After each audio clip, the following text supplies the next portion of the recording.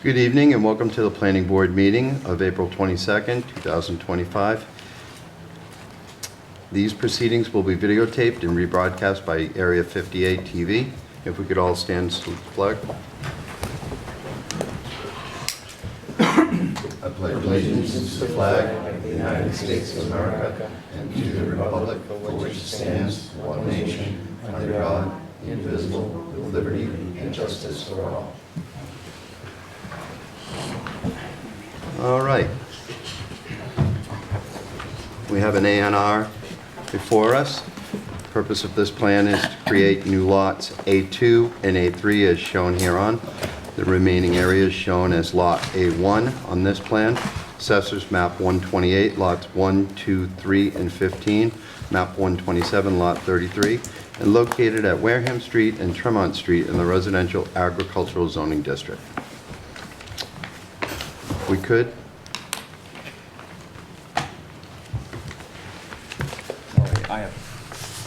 Yeah, also for the record, Bob Rogers, GAF Engineering, on behalf of the applicant.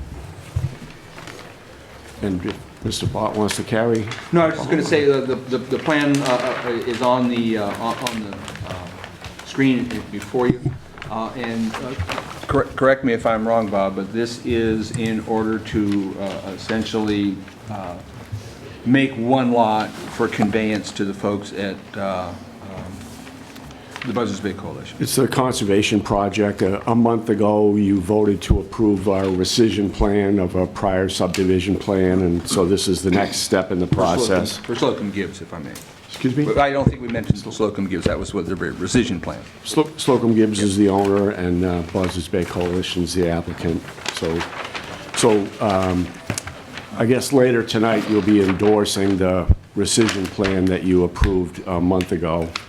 And so this is the next step in the process. I understand the vote to approve the town's portion of the money was approved at town meeting, but so it creates 3 lots. There are 2 shown on the plan, and the remaining plan, which is shown in its entirety on the rescission plan.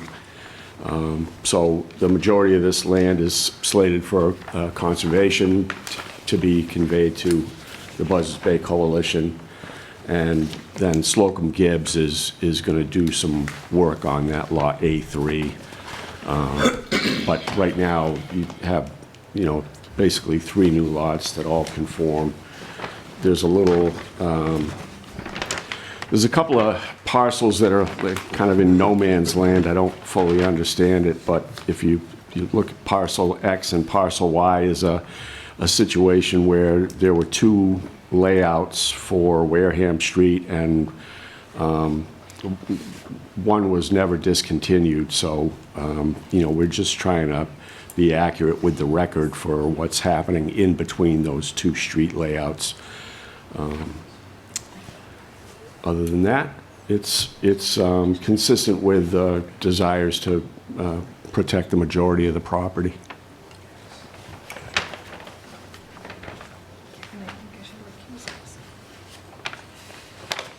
Okay. Because you're a bar. Direct abutter. All right. Go ahead. Mr. Chair, I'm going to recuse myself because I'm a direct abutter to this property. Okay. Thank you.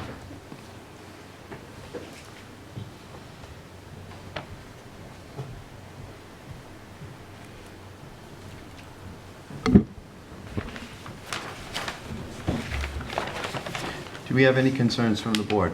Which lots are going to be conveyed to Buzzards Bay Coalition?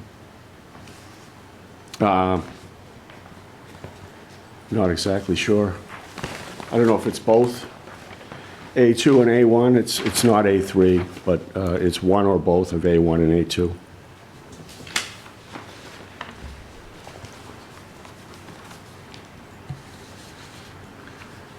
Do we no, Mr. Bott? Does the town know? We don't, and officially it doesn't matter, because as we've talked about before, an A&R is about, does the lot have frontage on a way? So we have lots that have frontage on a way. Right, I'm familiar with Yeah. that. I was just curious because I know it's going under a conservation restriction, otherwise the wetlands would have been delineated and... Yeah, I think if we look at the rescission plan, we're likely to see the rest of those that we voted on a couple weeks ago. I don't have that on the screen to bring up. But,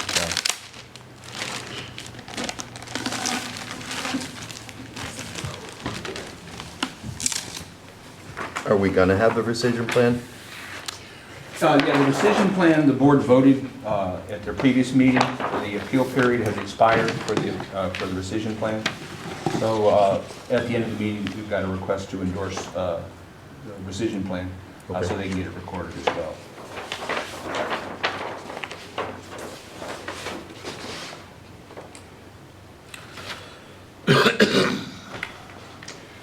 So yeah, the rescission plan took everything back to essentially its original state, or original-ish, of 442.52 acres. So out of that 442.5 acres, they've created that lot 2, which is 89 of those. But I'm assuming, because I've heard from our conservation aid, it's about a 500-acre purchase. So the A&R before us is Lot A2. And I'm assuming both of those are being conveyed. Thank you.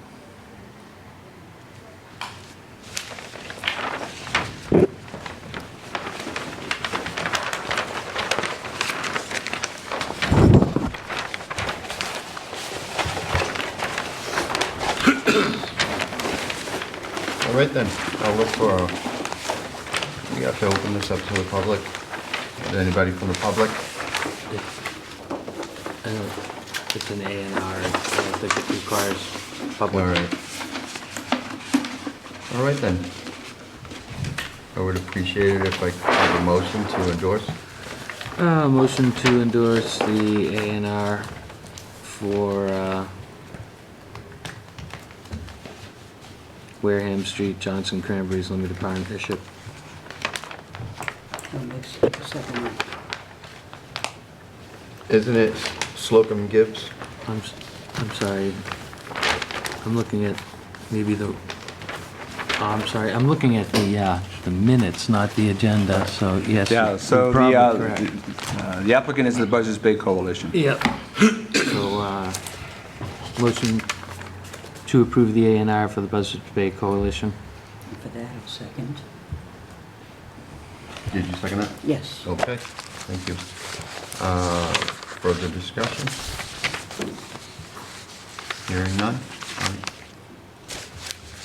Mr. Shea says aye. Alan Sedillo says aye. And Kevin Robinson says aye. Thank Get you. that signed for you, Bob. You can pick up tomorrow. Yes, that's fine. Thank you. Okay. Thank you very much. Thank you. If you want to hang out to the end of the night to see us sign the other one, you can, but I'm going to give you a guest pass. Wouldn't be fair to my client. Okay.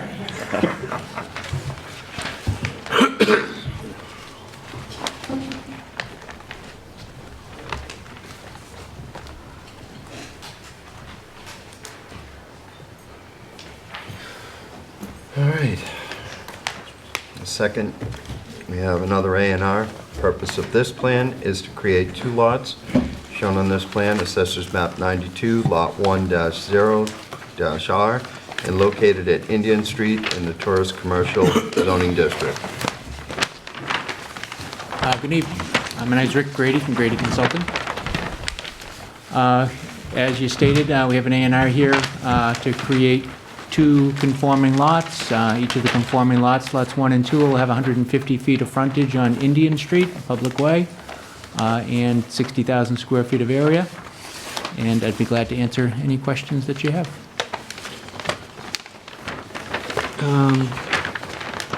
I can see the building envelopes. I don't see the delineation of wetlands in regards to where anything is. I'm expecting that the building envelope is such that it's outside the 100-foot marker.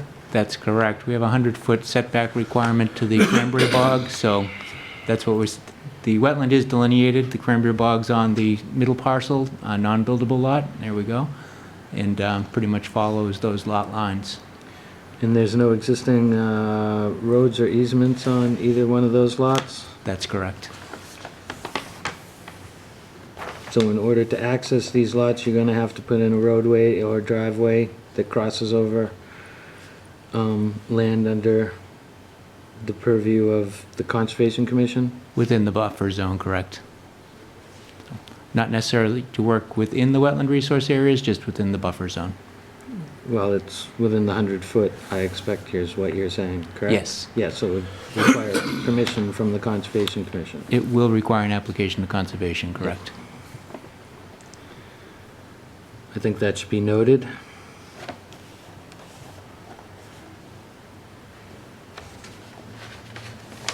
Other than that, I'm fine with it as long as it includes that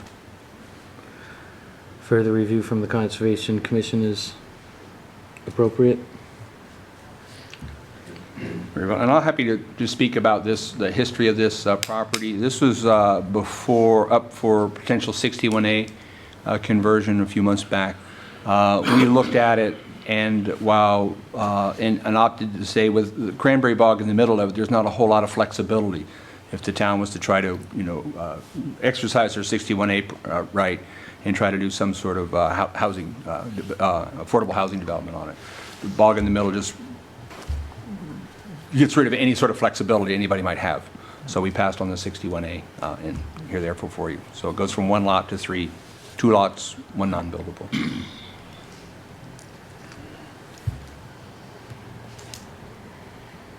All right. Any further discussion? Any further questions? All right, then I'm looking for a motion to endorse. Make a motion to approve with the noted annotation. Can I get a second? Second. Further discussion? Hearing none? Mr. Shea says aye. Ellen Sedillo says aye. Mary Ellen Williams says aye.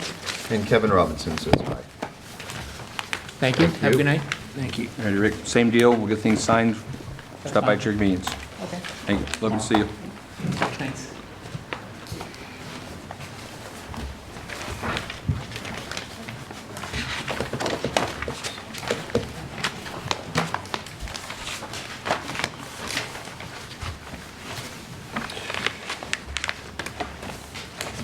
All right, we have a public hearing continued. I haven't been here for some time now. Maybe Mr. Bott could bring us up to speed after I read this as to what's been so long. This is on Route 44 Development, LLC, requesting an amendment for a previously approved definitive subdivision entitled Definitive Subdivision Plan for Route 44 Development, LLC, Route 44 Commerce Park, pursuant to the Carver Subdivision Control Bylaw for property located at Off Green Parkway, formerly known as Montello Street. Amendment for a previously approved definitive subdivision located at Off Green Parkway, formerly known as Montello Street, Assessors Map 20, Lots 2-1 and 14, and Map 22, Lots 3, 3A, 3B, 3C, 3-1, 4, 5A, 10, 10-1, and 11 in Carver, Mass., showing 4 proposed non-residential lots in the Green Business Park. Welcome. All right, so if I may, Mr. Chair. Please. So when this plan came in, initially accompanied with an earth removal application and a subdivision plan, I had some concerns that I shared with town council. Massachusetts general law doesn't give the board any discretion in approving a subdivision plan. It says the planning board shall approve a subdivision plan if it meets with your regulations. So my concern is that the grading plan showed grading of 2 lots, which is clearly in the opinion of town council and staff, outside of the parameters of subdivision control. So I've been working with town council and the applicant in order to make sure that it's crystal clear that while they have the ability to amend their subdivision plan to create the new roadway alignment, the roadway heights and things like that, grading for 80 acres of land is not part of the subdivision process. And that's reflected in the decision by the planning board, the draft decision by the planning board that I put together. So Andy Glines is with us tonight as well to discuss any technical issues. But that was essentially the holdup, because if we are obliged to approve a subdivision plan, I did not want anyone to get the impression that the planning board approved a plan that says you get to take out 480 cubic yards of dirt. And you correct my math if I get the number wrong. But that's been essentially what's been going on over the past few weeks as we sorted through this with town council, the applicant, and our consulting engineer. Okay. Do we have a copy of the determination by town council? It is likely, it says it'll be attached to the decision, but yes, that is in the part of the record. I would like a copy of that to review. Sure thing.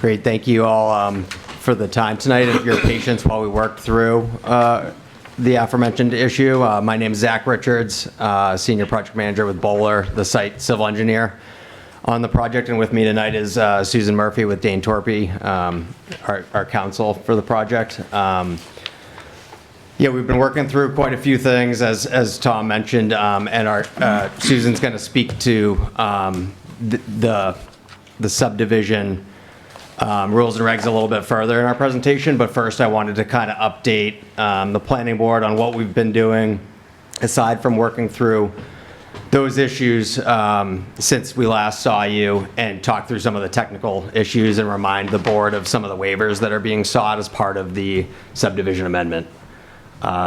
Somebody just handed me it.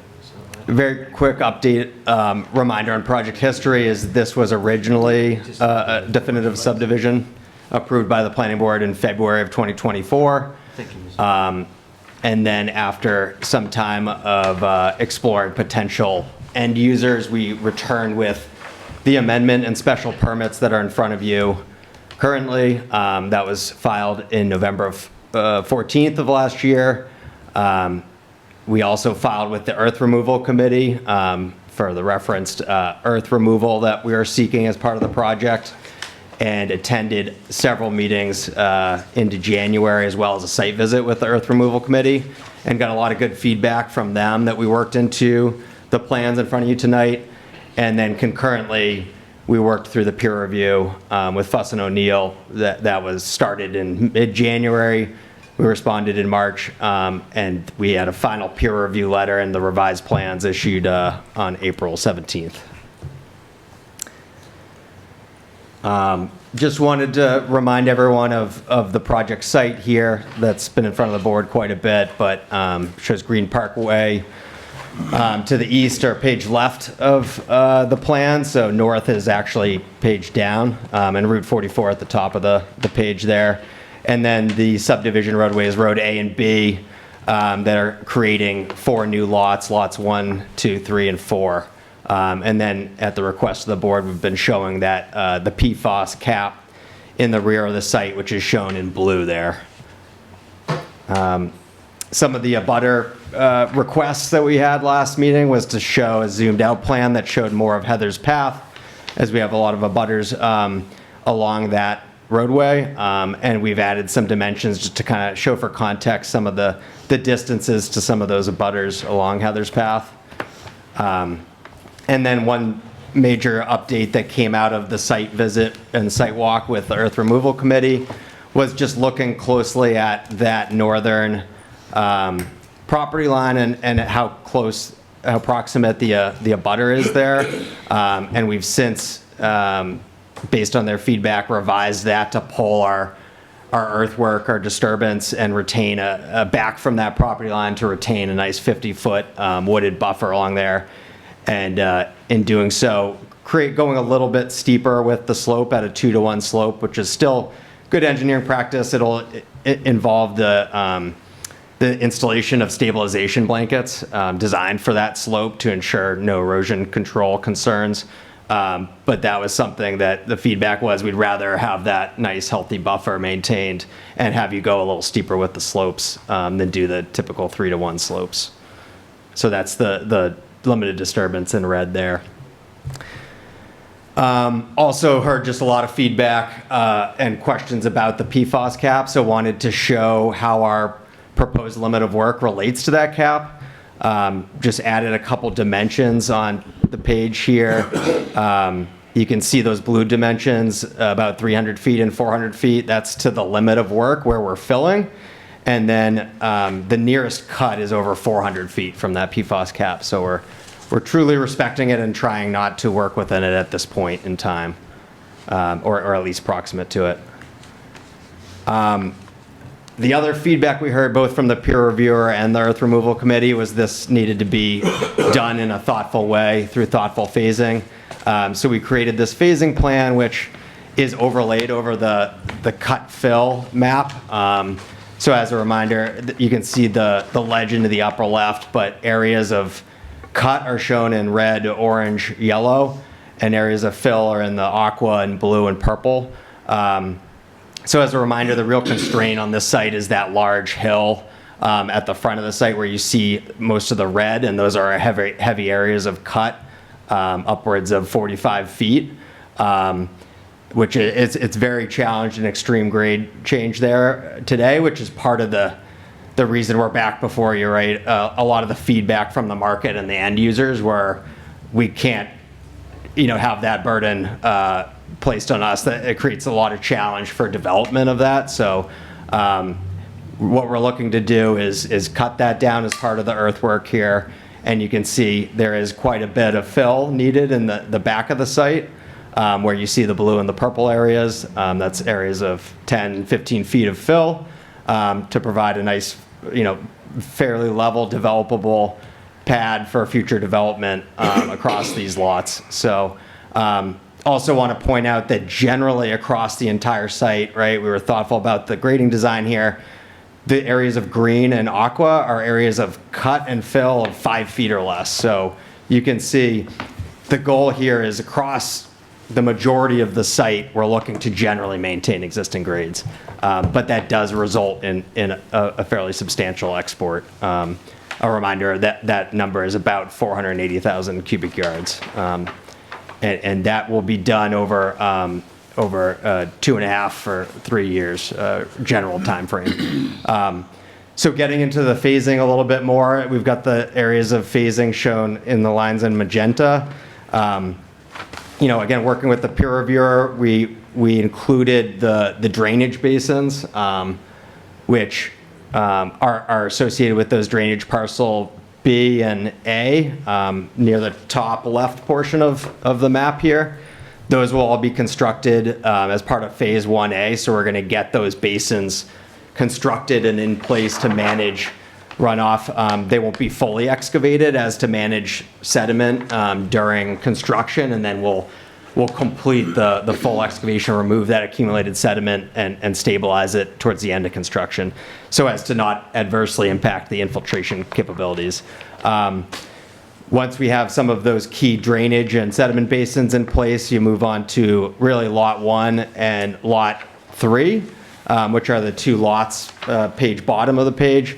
And we're going to be, mostly cutting on Lot 1 along Green Parkway and Road A there, and then simultaneously filling in the rear portion of the site within Lot 3 to really get those both lots pad ready.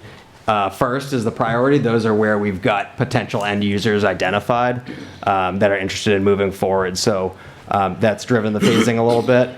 As well as you can see through the aerial, the existing main drive into the site cuts right through Lot 1 and Lot 3. So that's going to be our primary access at the start of construction. And and makes sense as a lot of opportunity for good laydown areas right out of the gate in that generally level portion of the site. So after, completing those phases, then the plan would be to start moving into the hill associated with Lot 2 and also Road B to get that road ready and graded out to be constructed. And that'll be a large cut there. And then phase 3 will be the second half of Lot 2, the portion along Green Park Way, again, trying to maintain as much of a buffer as we can from the roadway as we phase this out. And then the rear portion, Lot 4, which is also phase 3, is generally an equal cut and fill. So that'll be generally just moving soil around within that zone to grade that out. Quick reminder of just a refresh of the subdivision waivers that are being requested. And these were thoroughly reviewed by the peer reviewer as well. And I'm sure he'll speak to that, but generally from the letter, we interpreted that they were recommended by the peer reviewer. Those were a pavement section revision based on geotechnical engineer recommendations that didn't technically match the subdivision regs, but we feel strongly is applicable based on site conditions and appropriate. We're proposing sidewalks on only one side of the roadways, A and B, which still provides good circulation throughout the project, but eliminates a little bit of duplicative sidewalks in some cases. We're replacing all proposed head walls with flared end sections and riprap aprons. We're proposing to change curb type to vertical granite curb along the major curb cuts on Green Park Way. And we're proposing to change the sidewalk material from concrete to asphalt, except at the ADA ramps, which will remain concrete. Lastly, the roadways will not provide the required 500-foot vertical curves or low points located only in fill as required by the regulations. But we worked through those with the peer reviewer and actually revised a couple of those to minimum width, minimum lengths per coordination, a little bit of back and forth. So we believe we've made those satisfactory. There were also a number of conditions that were recommended in the peer review letter. And I just wanted to acknowledge that we find all of those acceptable as well. So no issues there. Lastly, on the special permits, we were originally seeking these 3 special permits associated with erosion control, subsection A, B, and C. We've since decided to rescind the request for the special permit on subsection B, which was associated with slopes being covered with topsoil, steeper slopes and planted with vegetative cover. That was really in reference to some of the phasing and that we contemplated, but we've since determined that the applicant can comply with that, and so we're no longer requesting that special permit. We are seeking the other 2 still, which are really associated with just the magnitude of the site, right? When you end up with a over 100-acre site, you're typically always going to end up with requiring the first one, which is final slopes exceeding 15% on 30,000 square feet or more. So it takes an acre, right, of steeper slopes to trigger that threshold. And then the last one is no area or areas totaling 2 acres or more on any parcel shall have vegetation clear stripped or be filled 6 inches or more. And obviously, we've got some pretty substantial earthwork associated with this project. So that is the rationale for those 2 special permits that we're seeking. With that, I'm going to turn it over to Susan to expand a little bit more.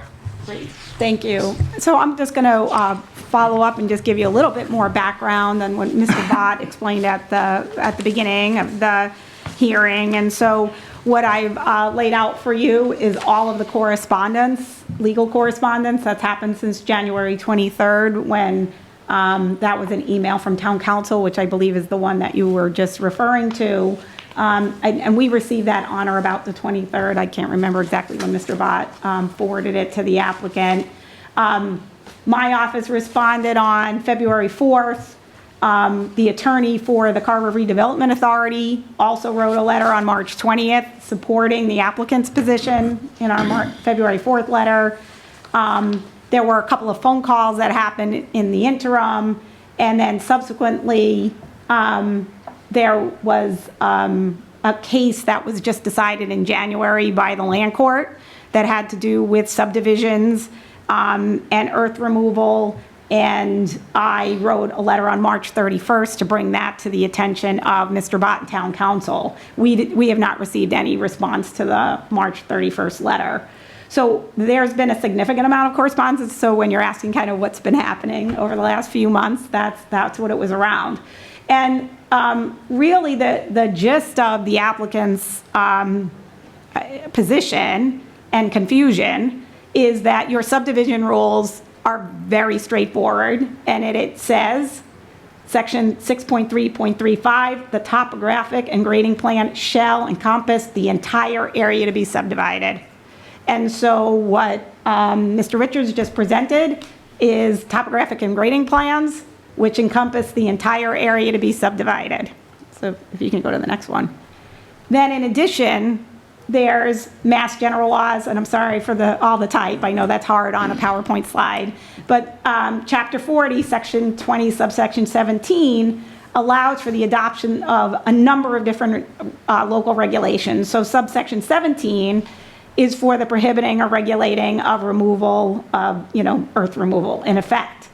But then it says, any ordinance or bylaw prohibiting such removal shall not apply to soil, loam, sand, which is removed in compliance with the requirements of a subdiplan. And what's being presented is a subdivision plan, which shows exactly what your subdivision regulations require. In addition, the zoning bylaw of the town exempts the moving of earth materials under the provisions of a duly approved subdivision plan. There's a little bit of a typo in there that everybody's acknowledged. But basically, if it's in accordance with an approved subdivision plan, it doesn't constitute earth removal. And Carver created the Earth Removal Committee and adopted the Earth Removal Bylaw in accordance with the Mass General Laws, which says that it cannot prohibit removals in accordance with the subdivision plan.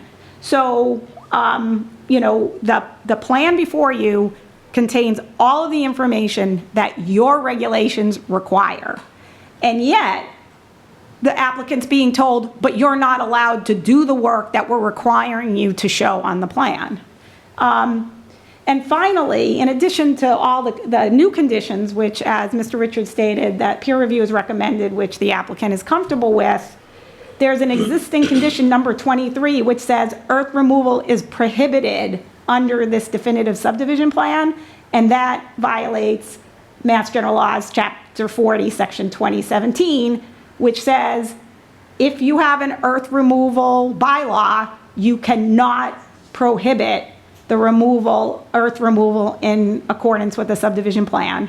So that condition, as stated in the original decision, does not comply with state law. So, that's kind of where we are. Mr. Bott has stated, which we are kind of disappointed to hear, is a continuing position that was stated by town council back in January, which is inconsistent with your own rules and regulations.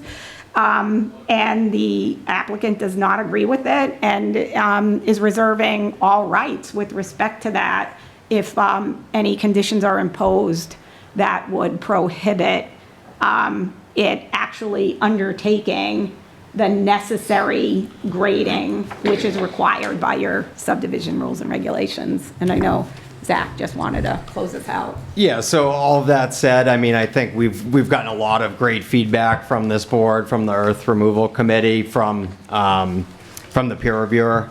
I think we've checked the box technically on the design of this, and we're really excited at the project that is before you, the plans that we've provided, these final plans. And moving forward with the redevelopment of this site, which I think is much needed, and the town's identified that through I'm blanking on the document. But, through the redevelopment authority, we, Oh, the URP. Sorry, the URP, the urban renewal plan. Yeah, sorry. A little brain block there. Yeah, with that. But yeah, the urban renewal plan, I mean, identified the need for this, and the applicants spent a lot of time trying to figure this out and make it work. Again, the market feedback and end user feedback was that we've got to get these lots pad ready so that development can really move forward. You saw and you heard the amount of earthwork that's necessary here, and the applicant's willing to undertake that. And we're working closely with the earth removal committee to check all the boxes there. We've done a thoughtful phasing plan and a thoughtful design. And yeah, I mean, we're hoping, yeah, the erosion controls, the stormwater pollution prevention plan. I think the conditions and the waivers, we've kind of gotten to a good spot with the peer reviewer.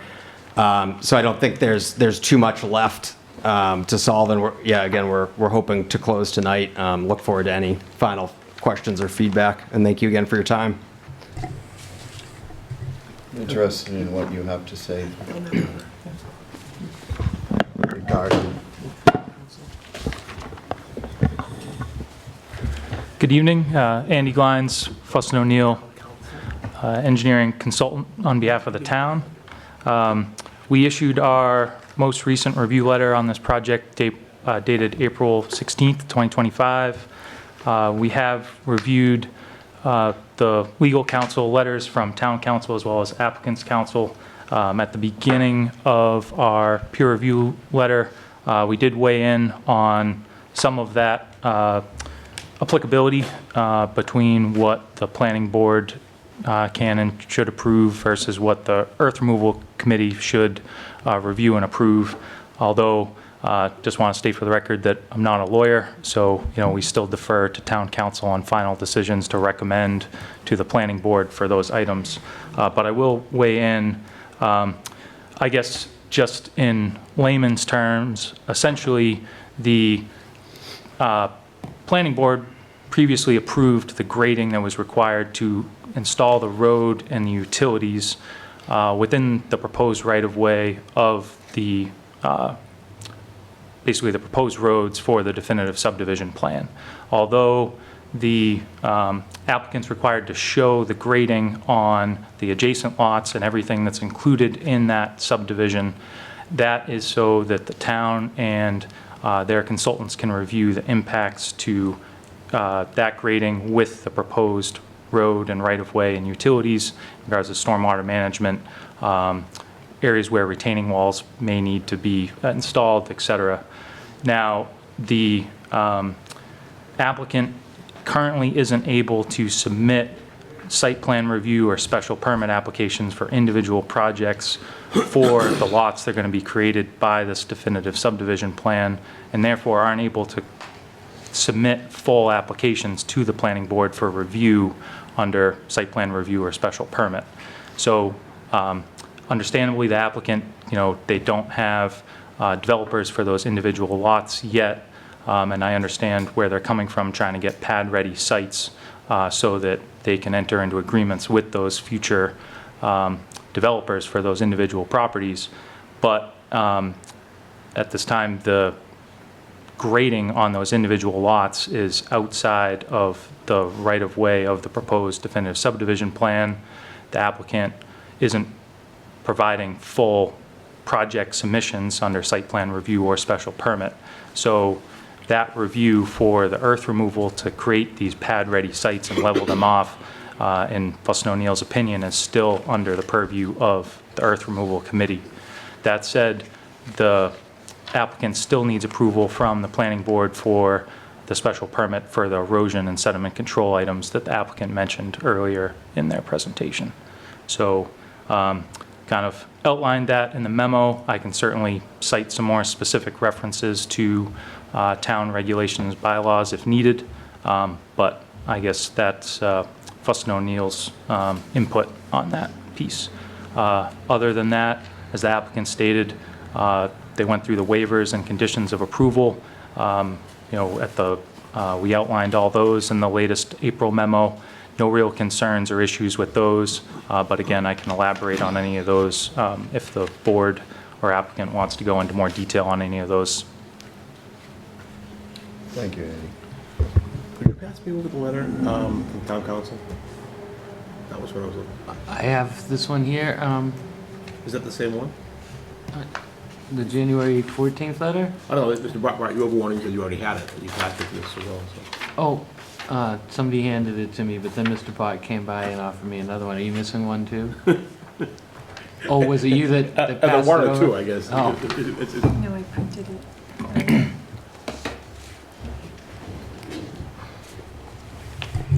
So, has the special permits been included in this public hearing since the January 13th letter? The special permits have been included in the application, and I believe that the decision we have, what was advertised here, is the subdivision plan. There aren't any references specific to the special permits regarding the grading in this decision. And I don't have a great answer for why not, other than town council and I worked on the decision together. She's reviewed the decision. Have we heard anything from the Earth Removal Committee or Conservation Commission?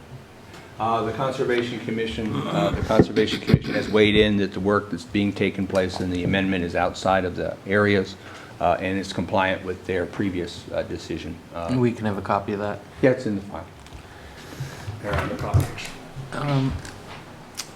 And can copies of the correspondence, I have the first one, but there appears to be several of them between council. I'd like that to be provided.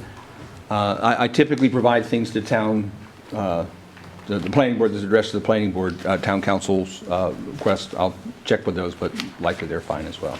Those are all in the, because they were between council.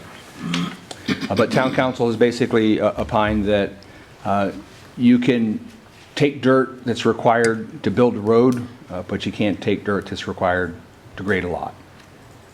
And that, I think, is what the planning board's decision references in its now 34 conditions. Because all the previous conditions from the previous subdivision approval are in there, including 11 that were conditioned from Fuss and O'Neill's latest review memo, as well as the waivers. No, I don't have any literature, any draft decision on the two special permits, remaining special permits for the grading of the lots. Because it says the applicant will need a special permit pursuant to the zoning bylaw. This is from KP Law.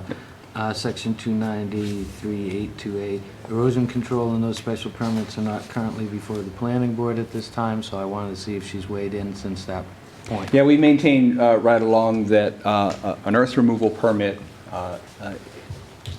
for the lots that were proposed is subject to the earth removal committee looking at them after the planning board has looked at and approved a special permit and a site plan. So in order to get the ability to remove earth from those pad-ready lots, market-ready lots, would require the applicant to submit a special permit and a site plan for the planning board's review. And after the planning board reviewed those permits, they would be eligible to go to earth removal and apply for an ability to remove material from those other two lots.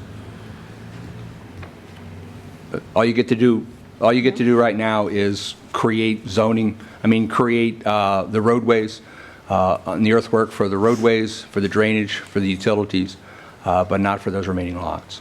So where does bylaw section 29382 erosion control? So I think, Zach, can you flip to that screen you had with the 50-foot buffer? Special permits or? No, You the keep- 50-foot buffer. Yeah, yeah.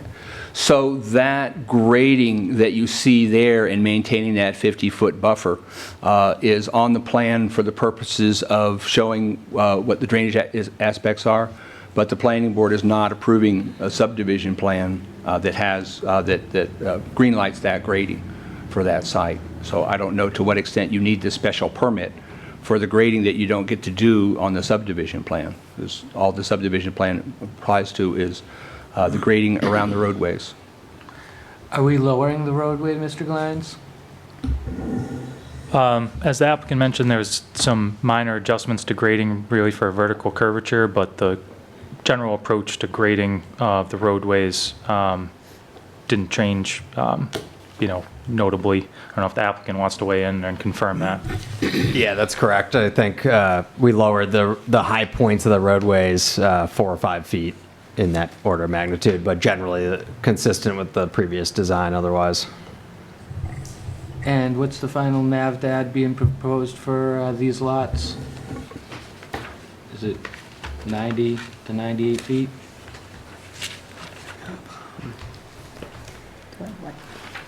I think that, Mr. Gline, that was part of one of the waiver requests from previous. Well, that was to change from 1929 to 88, so, I mean... Correct. Yeah, so that's still in there as a waiver request. And we're recommending approval of that waiver, change in the datum. Yeah, right. So NAVD 88, correct. My question is, with the earth removal being planned on this site, which I'm guessing is a commercial mining operation? No, it is not. Well, it's not being done with an approved subdivision plan, correct?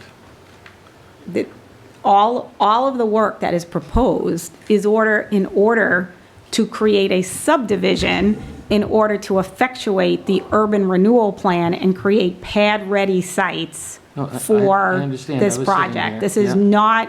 This is not an earth removal business. This is a No, subdivision But to I'm create. just asking the question, is this being done under a previously approved site plan? So what are we bringing this down to? And what are the levels that the cut is going to come down to? 90 feet? 92 feet? The cuts, upwards of 45-foot cuts on the hill there. Yeah, what's the final NAVDAD going to be? What's the final It's expression? generally in the order, it's around 90. Okay. There's areas that range up to 95, 96. That's fine, because Yep. what was approved in the FEAR was between 90 and 98 feet, and that's what I'm trying to check. Sorry, I misunderstood your question. Also, the cut is going to be used on-site. Part of our previous decision was the cut for all the roadways all the cut and fill was to be used on-site. Has that changed? Correct. That's what we're here seeking, is to have that condition stricken as part of the waivers, the updated conditions and whatnot. And we're in front of the earth removal committee concurrently as part of that export that we're seeking. Okay, so I was looking at the section 2.2 of the final environmental impact report and saying that you guys are going to need over 1 million feet of fill. So this was the change in what Could you was bring in up section 2016. 2.2 of the Yeah. final environmental impact report? Where it was Mr. talking about Bott? fill. So I'm sorry if Mr. Chair, I just want to remind Mr. Richards if I can. So the urban renewal plan in 2016, based on just preliminary review, had contemplated bringing the entire site up. And now the proposal is to bring the site down and level it out. So it would be cut and removal, some removal, as opposed to all fill. And so that, I believe, is that correct, Mr. Shea? Is that your question? Well, I'm going by what was on the final environmental Yeah. impact report, and Yeah. that said you needed 1 million feet of fill. There was currently 330,000 approved cubic yards that was to be used, and a considerable amount more was to be brought into the site to bring it up to what the EPA and MEPA and the various agencies expected it to be. Yeah, I think, again, I'm sorry, I was confused what you were referencing, but I understand now is, MEPA and that urban renewal plan have done much more at a conceptual level before we even had a full survey for the site. Now that we have the full survey and topo and have done all the engineering and design and thoughtfully approached this site and project. Again, as I alluded to with this heat map of trying to maintain generally existing grades out there, have a realistic, a good presence of the front lots on Green Park Way, which they're still 5 to 10 feet above the roadway elevation, mind you. This is what we've landed at, a determination that it's an appropriate site for a cut and an export versus a fill that was initially contemplated early on. In your presentation to the Earth Removal Committee, you had a slideshow presentation. I was curious, it looked like one of the areas that was defined as a PFAS concern or containing PFAS was part of the cut. So I think that's the slide here that shows the Figure PFAS. 8. Sorry? It was figure 8 in your presentation. Okay. It had identified a lot of the cut area as being PFAS contamination area.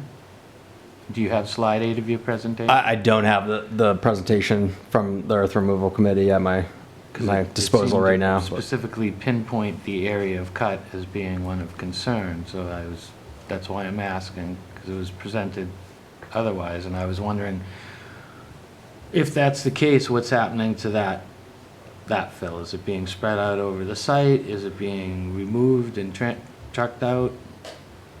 I know that the environmental consultant had some slides on that show. I'd have to circle back with them, but I maintain, what we're showing here is based on, what was documented and closed out with DEP as part of the PFAS cap is that location shown in blue, and we are not proposing any cut or earthwork right, there. No, that's the Okay. That was the capped area, but in the presentation of the Earth Removal Committee, you also identified 2 other areas related to PFAS. Okay. And one of them is in the area that's being proposed to be cut. That's Understood. That's Yeah. why I'm asking these. So that will questions. all be managed in accordance with, state and federal regulations. So- So there'll be testing as needed and close documentation of how that's managed. And how much cut are you expected to remove, and how much of it are you expected for total? And then how much are you expected to actually reuse for grading on site? Let's see.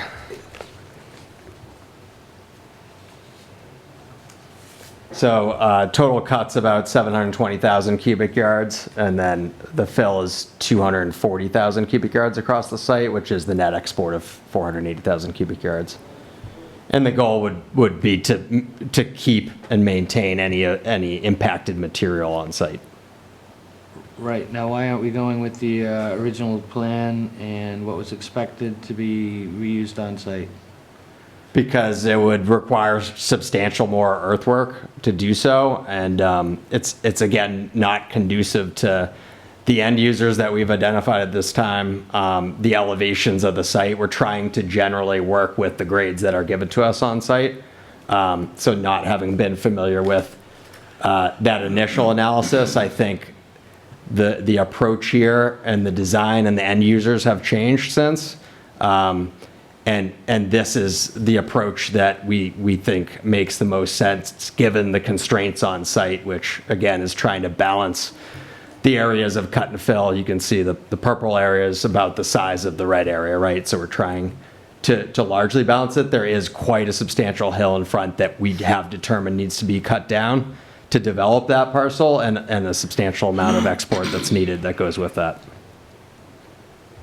All right, so what's changed between originally you needed 1 million yards of fill and now we're exporting 500,000 yards of fill?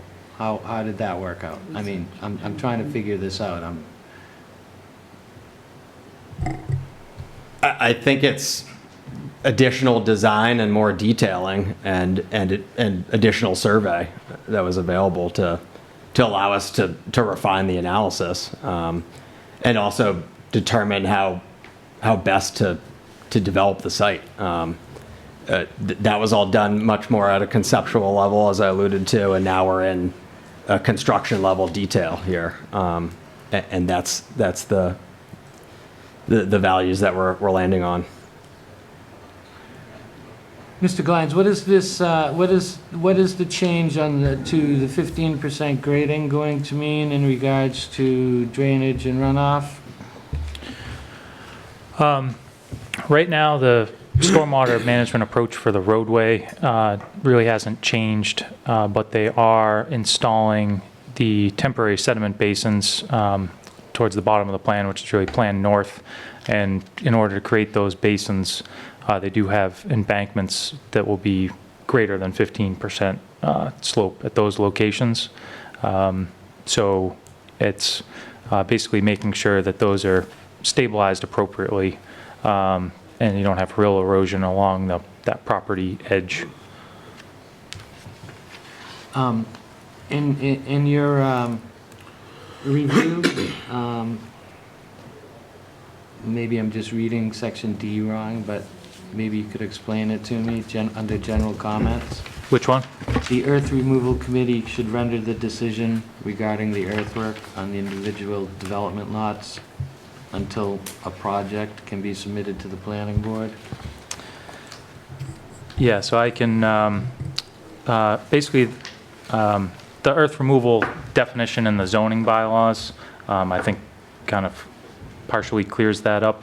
But so my statement in our latest review memo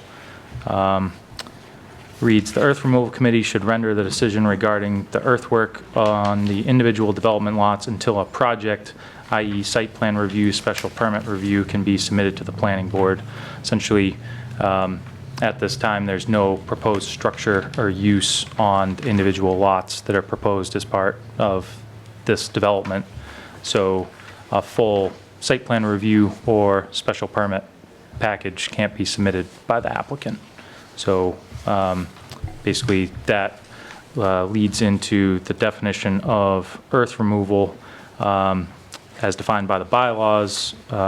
Shall mean the removal of clay, gravel, sand, sod, loam, soil, stone, or other earth removals, provided, however, that the moving of earth removals under the provision of a duly approved subdivision plan, work necessary for the construction of streets and the installation of utilities is, or work in conjunction with excavation and grading of land incidental to construction of a duly permitted structure.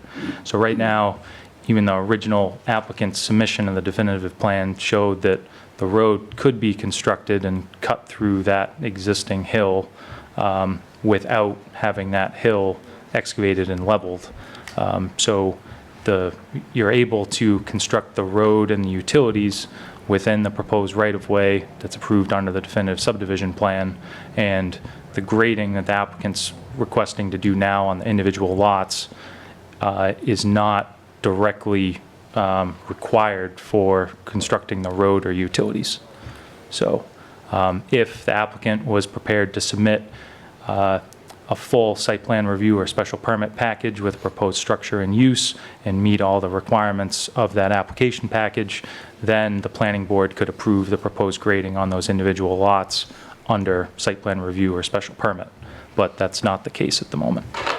If I may, and that is the considered opinion of town council, the building commissioner, and the town planner, is that if you don't have a site plan before you, it hasn't been approved by the planning board, it's not properly before an earth removal committee for an earth removal permit.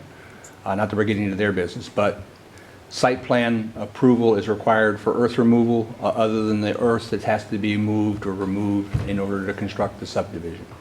And grading those sites is not part of constructing a subdivision. It's what the developer would like to see, so he's got a more marketable site. But other than submitting a site plan, we don't see an avenue for making that approval and sending something that's really proper in front of the earth removal committee.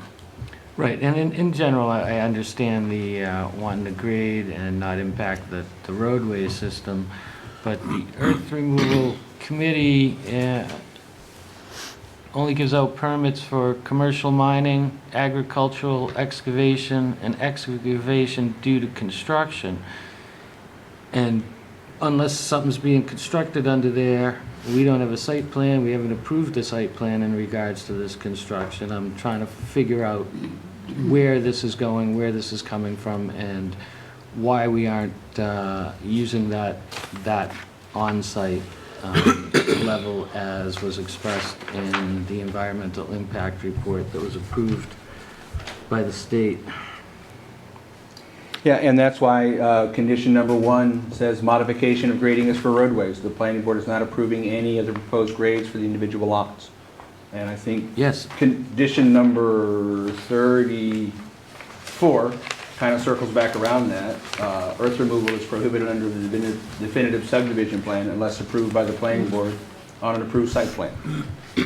So, and I know that different lawyers have had different opinions, and they've shared them all with our attorney, and our attorney has maintained her initial opinion. Right, and I'd like to see copies of that, and I'd like to hear what the Earth Removal Committee has to say. So, I think those were really my biggest questions tonight. I'd like to hear back from those. I think they're vital information, and the board should have the right to read those. And just glancing through the draft decision, for the most part, I agree with it. But number 21 should mirror what's already been approved.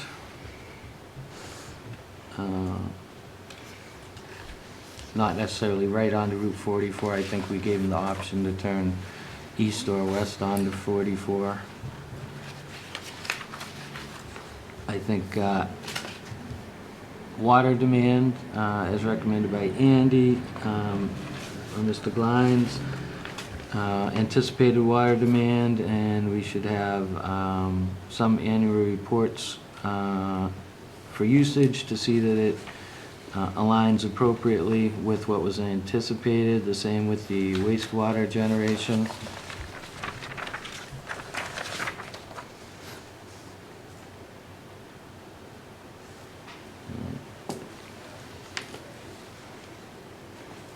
And I'm not understanding section 34 of these proposed draft, Mr. Bott. So regarding water use, septic and things like that, those are products that come out of a site plan review. We don't have any of those. Right, no, I understand. Yeah. And So we're all those, asking- we're asking so for the decision is anticipated- trying to pair as best it can to what's being asked for now and what happens to happen in the Right, future. and we're asking for anticipated, and I think we should follow up with that. I think the board should include the annual reports to follow up on what was anticipated. And number 34, I don't know, maybe you could explain it to me after the discussion we just had. Earth removal is prohibited under this definitive subdivision plan unless approved by the planning board on an approved site plan. Yeah, I don't, how do I can make that clear? You don't get to do earth removal on this site with a subdivision plan. You get to move dirt, you get to remove dirt as is required to build a road. You don't get to do anything else earthwise on the subdivision, on this property until you've got a plan that's been approved by the planning board, site plan approved by the planning board. And that site plan approved by the planning board would have what the finished elevation is, what the uses are going to be, you know, what the trip generation is going to be, all those things to start to trip thresholds in the MEPA report. All right. The earth removal permit hasn't been approved yet? It's been pending while these other questions were pending, and because of communication from the planning office to the earth removal committee, they asked to kind of hold off and see how it was all playing out. So that next meeting is May 6th? May 6th, yeah. All right. I'd again like to see how they go with this.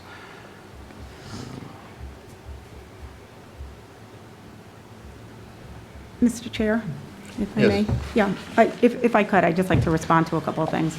The first thing is that the Earth Removal Committee's jurisdiction is completely independent of the planning board and the zoning bylaw. And so therefore, any suggestion that the Earth Removal Committee be asked to incorporate anything that's purported to be a zoning requirement is not appropriate, and we'll be sharing that with the Earth Removal Committee.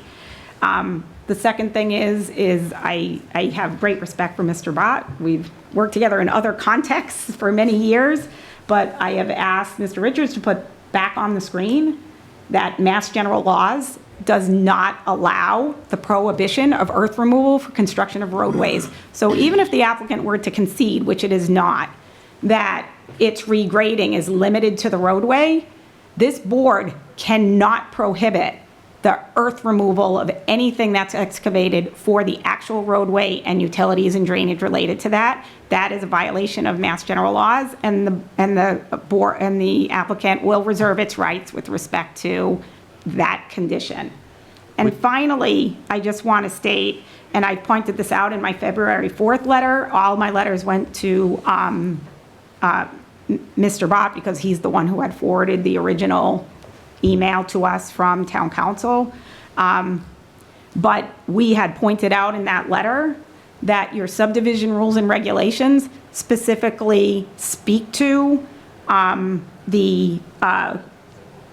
it says right here, as a condition of approval of a subdivision, this is also in 6.6.3, the applicant shall agree to construct streets and complete all other work, meet all, relevant zoning bylaws, in other words, including installation of all required utilities and all work incidental thereto, such as grading of lots to provide drainage, construction of retaining walls.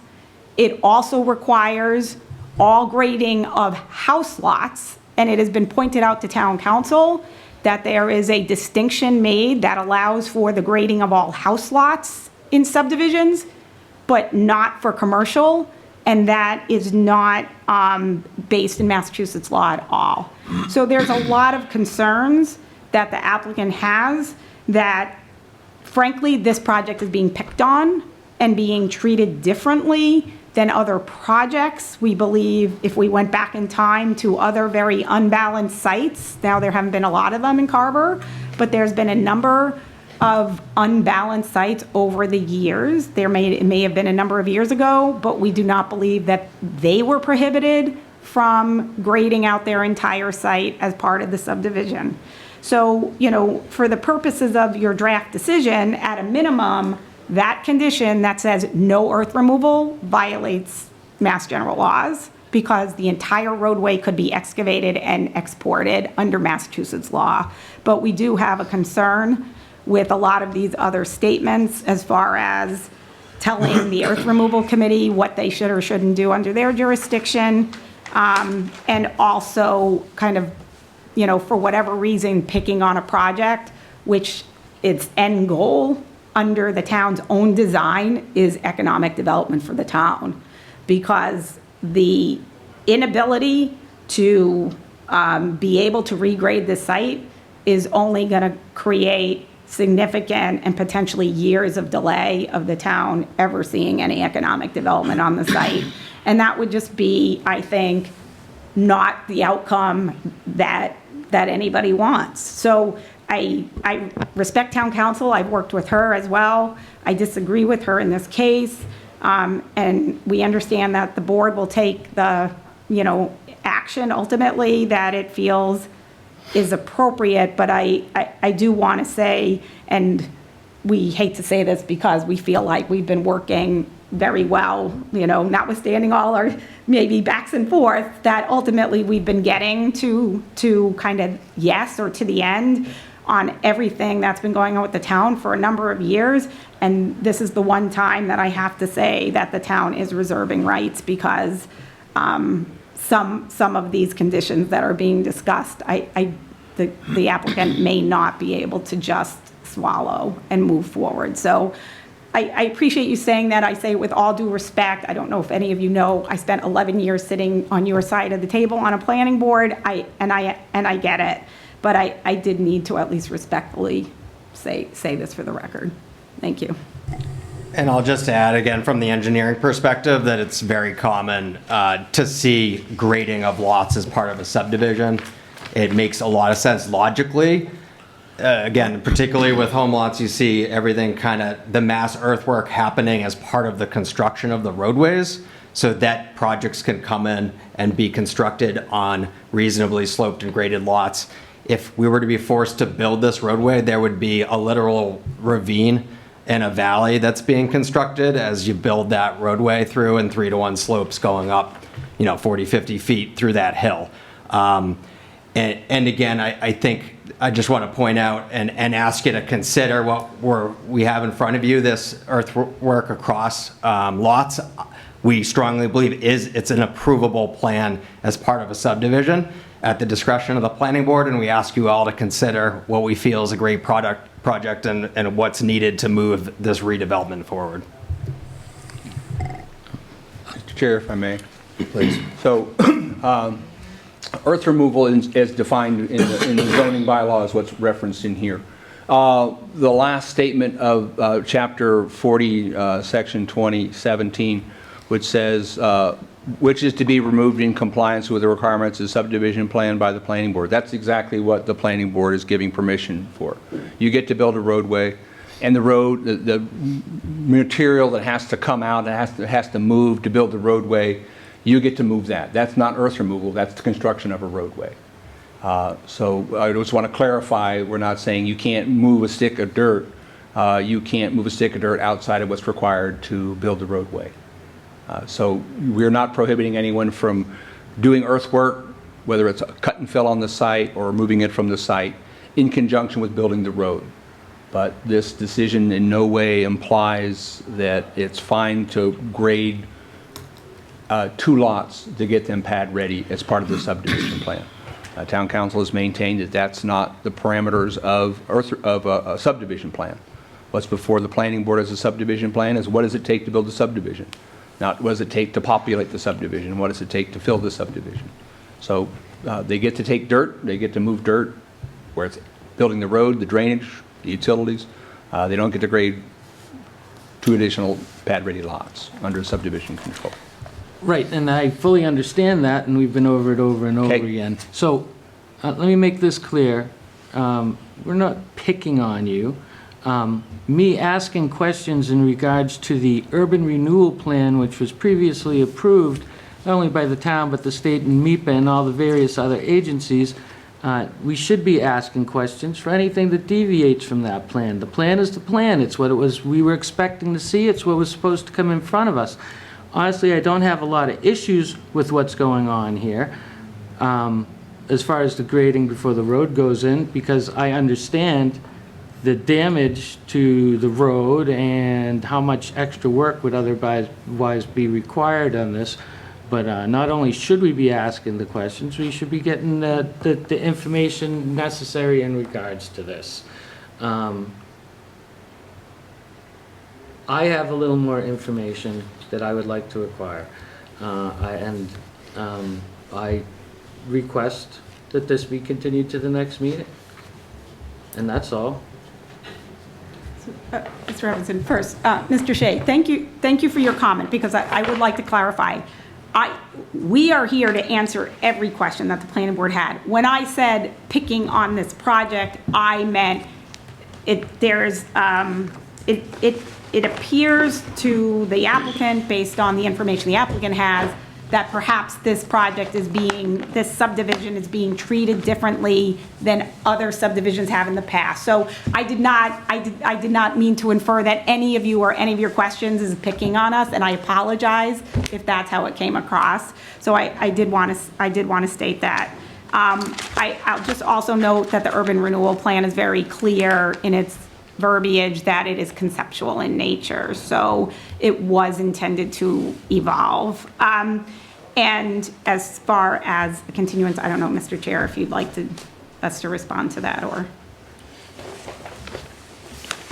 I think this is a very extensive project and requires extensive review. We've had very few meetings. You've requested continuance after continuance and then come in with some new information, and it's extensive information, and I'd just like to review it before making a decision. I'd also like to review the draft decision in regards to concerns over noise, dust, and various other issues that might arise from the level of earth removal.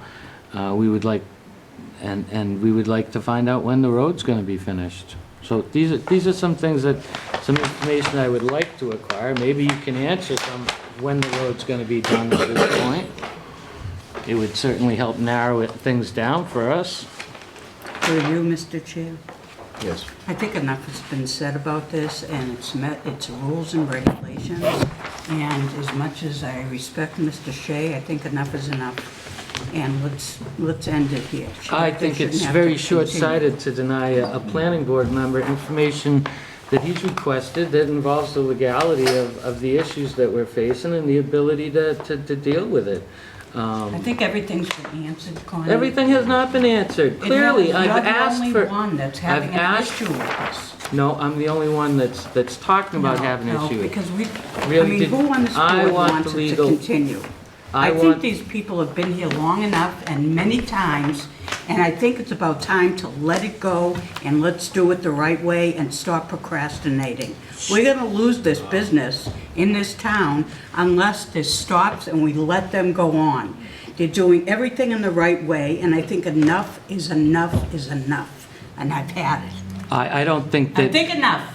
No, no. I think enough. It's been said by you. You are being inappropriate right now. No, you are being inappropriate I don't think by 2 weeks. prolonging this. No, How long have they waited? No, how long- have you folks waited for this? How many extensions have you requested? How many times have we been waiting for months? This could have been done months ago. But extensions were requested, and we've pushed it out, and now there's a lot of new information that's very difficult to comprehend. And I just think you're helping to procrastinate this issue. I'm not procrastinating. 2 weeks is not procrastinating. Well, how many extensions do they need? I mean, have they Yeah, had? well, We have, Mr. we also have town council. Yes. Town council is advising against us going ahead and letting this be done on the planning board level. So that's why we have to get the correspondence. We have to find out what they're saying, and now with this new information, we do have to address that issue. Okay. Because at this point, I'm looking favorably on moving ahead on this project as long as we can address the issues that are concerning to me, and that's the effect that this is going to have on the neighbors, neighborhood, the traffic, the town, safety, and health. And those are the issues. And I don't think that to finish this up in 2 weeks, this is a very extensive draft. And it's something that I need to go over and work on and come up with a discussion on it. I mean, there's not a lot, but there are some concerns of mine that were left out. So, and I'd be glad to convey them to Mr. Bott in the intervening time in order to speed up the process and give the planning board an ability to review them. Thank you, Mr. Chair. A couple of things to answer Mr. Dell's question. The engineering consultants consulted with town staff before they filed these applications. We had no reason to believe when the application for the modification and the special permits were filed, and then we came here in December, we had no reason to believe that all of a sudden in January, on the eve of your next hearing, we were gonna get a hit with a letter from town council saying you can't do any of this. So even though we asked for the continuances, it was because we got blindsided in January with an email from council, and it took a couple of months to work it out. The applicants would have loved to be done with this in January. So I appreciate what Mr. Shea is saying, that there haven't been a lot of hearings, but we didn't ask from the continuance out of desire to continue. It was because we were trying to deal and do a lot of legal research and try to work this all out on the legal level before coming back to you. Ideally, the board's not faced with all these legal issues being bounced, she said, as far as counsel. So, that is not obviously the ideal way for the board to have to review something. So, to that extent, we're sorry, but it was out of our control because it was thrown at us kind of unexpectedly. That being said, as far as Mr. Shea's concerns about impact on the neighbors, et cetera, all of that was reviewed during the original subdivision review and approval. In fact, even though there's 30-something conditions, if you look at the original decision, which I have, and as Mr. Bott stated, all but a very small number of the conditions before you are already in existence under the existing permit. So I understand it's probably more efficient or better to have them all in one place to restate them in the modification. But other than the conditions that the peer reviewer has proposed and the additional condition that Mr. Bott and council is suggesting regarding the grading, there is really nothing new here as far as all of the traffic routes. Those were all decided the first time around. The erosion control, keeping dust out, all of those requirements that you typically have for a subdivision were incorporated in your first decision and are just being repeated. So, obviously the applicant would like this to get completed tonight. I guess, Mr. Chair, are we formally being requested for an extension, continuance? I guess I just don't know. Mr. Shea has requested one. Ms. Ordello doesn't need one. I guess I'm asking you what you formally would like. We're going to have to vote on whether or not. I have to, again, refer to the town planner as far as what town council is telling us to do, Right. based Okay. on the development. Right, and you would like. And it, honestly, Yeah. it really comes down to the biggest part of what council has to say Yep. is the removal of the soil Yeah. So, and the grading. okay, and if I understand you, then you would like to be able to talk to Mr. Bott and understand that more clearly? Yes. You prefer, that's what you're requesting? And from Mr. Dillo's perspective, we understand, or Yeah. I understand that this hasn't been you continuing it for the purpose of changing. It's been for the purpose of getting back from town council. Right. Feedback. Right. And I am aware of that, Okay. and I do understand that you're not continuing this and trying to make this go further. Okay, thank you. What would be your next meeting date? I just need to grab my calendar. May 13th. May 13th? Just gotta check my calendar real quickly here. And I have a hold for the Carver Planning Board on my calendar. Thank you, Mr. Richards. I think that would work for us. I mean, 'cause I would Yeah, no, personally like for and I you and understand. council to work this out so that we know which direction we're supposed to be able to go in. I do appreciate how much work you've put into this. I do appreciate that you've been working with us and that, we just have to make sure that we're doing this the right way. No, and I appreciate that, and I understand that, a lot of the stuff that Mr. Richards presented had been worked out with peer review, and so all of that's a little bit more straightforward, and that I threw a lot of information at the board tonight, and I respect that your need to kind of review that in greater detail. So that would be acceptable for the applicant. The applicant would grant a continuance Okay. until the 13th.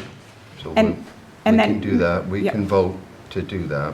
Okay, Mr. Bott, do you need a couple of days after that to actually file the decision? What I have tried to do, because it takes a while to get track down the board because they sign the decision individually, I typically tend to try to get a draft decision for the board to go through those particular conditions, and if the board's fine with that, we hit the print key and we sign it that night so it can Oh, be okay. filed the next day. All right, That's been my goal, because early days, it just took so long to get the board back to sign something. Yep. I don't have signing privileges Yeah, as some okay, towns that do. works. So what- So we typically try to get it turned around ASAP. Okay, on a so decision. if we granted a continuance until the 14th, then the hope would be the board would vote on the 13th and you can file it on the 14th? Would that? Yeah, work? if we've got a clean decision, yeah. So, I mean, at this time, I think, you know, obviously, my client was hoping to get it done tonight, but I completely understand, and if we can, you know, kind of make that continuance to the 14th, if that works, and then that means we can have whatever further discussion that you would like to have, if needed, on the 13th, and Mr. Bott, hopefully you could vote, and Mr. Bott could file on the 14th, if that works for you. Yeah. We can vote to request to do that? Yeah, no, 13th. great. Would you like to make that motion? Well, before we continue anything, is there anybody that might? It isn't, you're right, it is an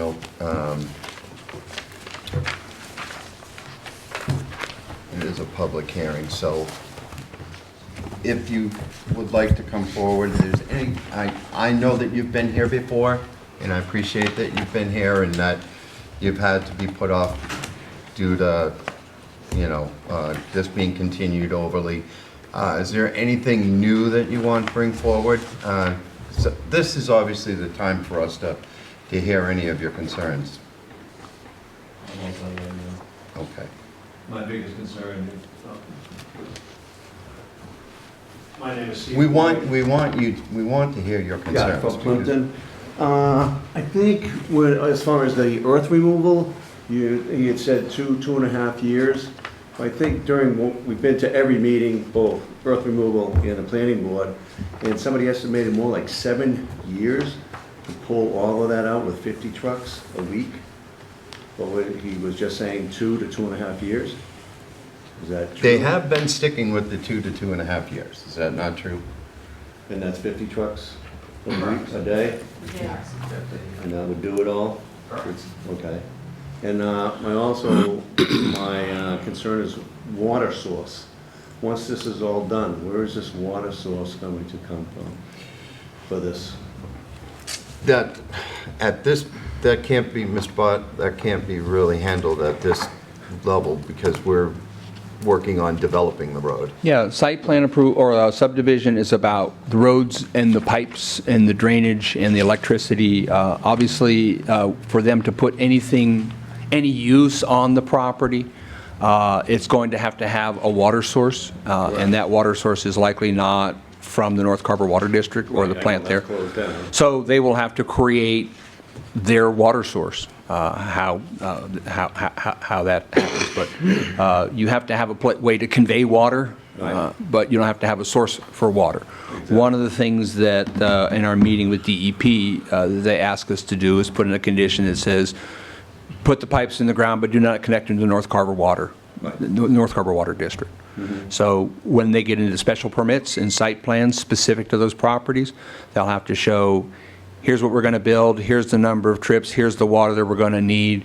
So they may get an approval for that, but the fire department is not going to give them a permit without a water source, nor is any bank likely to loan, not that I'm a banker, is likely to loan somebody $1.2 million to go, yeah, build that thing and maybe the water will come.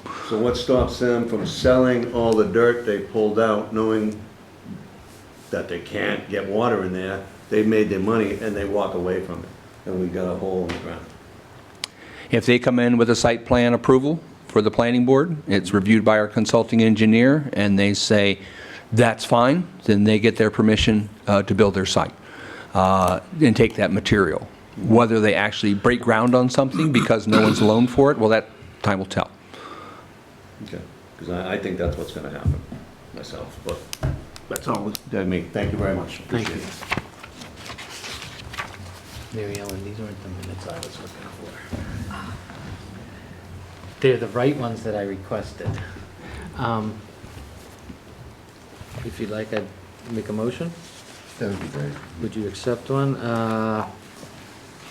We don't need to close the public hearing. No, we're not, because No, we're continuing to the 13th. Motion to continue the public hearing for Route 44 Development, LLC, special permit and site plan review, from what I understand, to May 13th, 2025, 7 PM, Carver Town Hall Room 1. Second that. Further discussion? Hearing none. Mr. Shea says aye. Ellen Sedillo says aye. Mary Ellen Williams says aye. And Kevin Robinson says aye. Thank you. I'll read Thank you very much for your time. Thank you all for your time. Thank you. Thank you.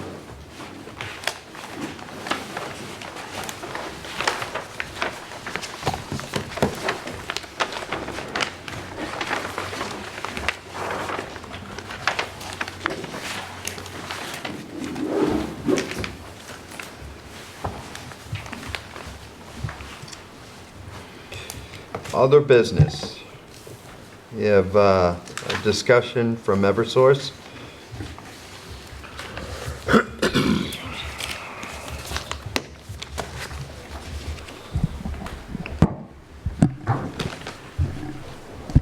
Good evening, Mr. Chairman. My name is Anthony Valou. I'm Community Relations Specialist for Eversource for the Southeastern Massachusetts.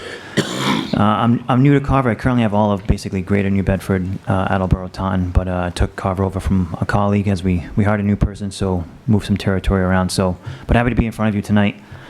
We're just here to say, I apologize. I understand that some trees were removed, some poles put in place in error, sort of like we did it without a permit. But we're here to rectify the situation by sort of planting new trees or new shrubs in the area to sort of help mitigate the removal of the existing trees to put in new poles. Recently, we met with Mr. Bott on site to review the area and see what we could do. And with me is Kyle Berry, who's our vegetation management manager. He can also discuss sort of like what we can plant in the area to sort of help mitigate the removal of the trees that were there. And this site is actually the, Buzzards Bay was here before. It's actually that property that you guys just reviewed. Thought it looked familiar. Yeah, your A&R number 1 here, same site. So you cut some trees down that you shouldn't have, and you're here to do good by it. Correct. That would be great. That would be great. Mr. And- Chair, excuse yes. me, but through you, why did you do that? Like, not cut down the trees and put the poles, but what was the need for the poles? Because there's nothing in the area. Yeah, no, that's a great question. So we are actually, if you take a look at all of southeastern Massachusetts from like a big picture, we're upgrading a number of substations, and those substations require additional distribution line work. So Okay. on Doty Street in Wareham, we're upgrading that substation. Okay. This is sort of connecting to that. And the reason for that is to increase distributed energy resource capacity, which is basically solar, and then improved reliability and resiliency on the existing lines. So in some places, we're adding 2 circuits. So theoretically, if like one circuit gets knocked out, you can literally just switch somebody in seconds to a new circuit with basically no loss of power. But Doty Street has dwellings and buildings on it. This area of Wareham Street has nothing. It's like another circuit, Okay. literally adding like a new distribution line to increase like redundancy to the existing system. All right.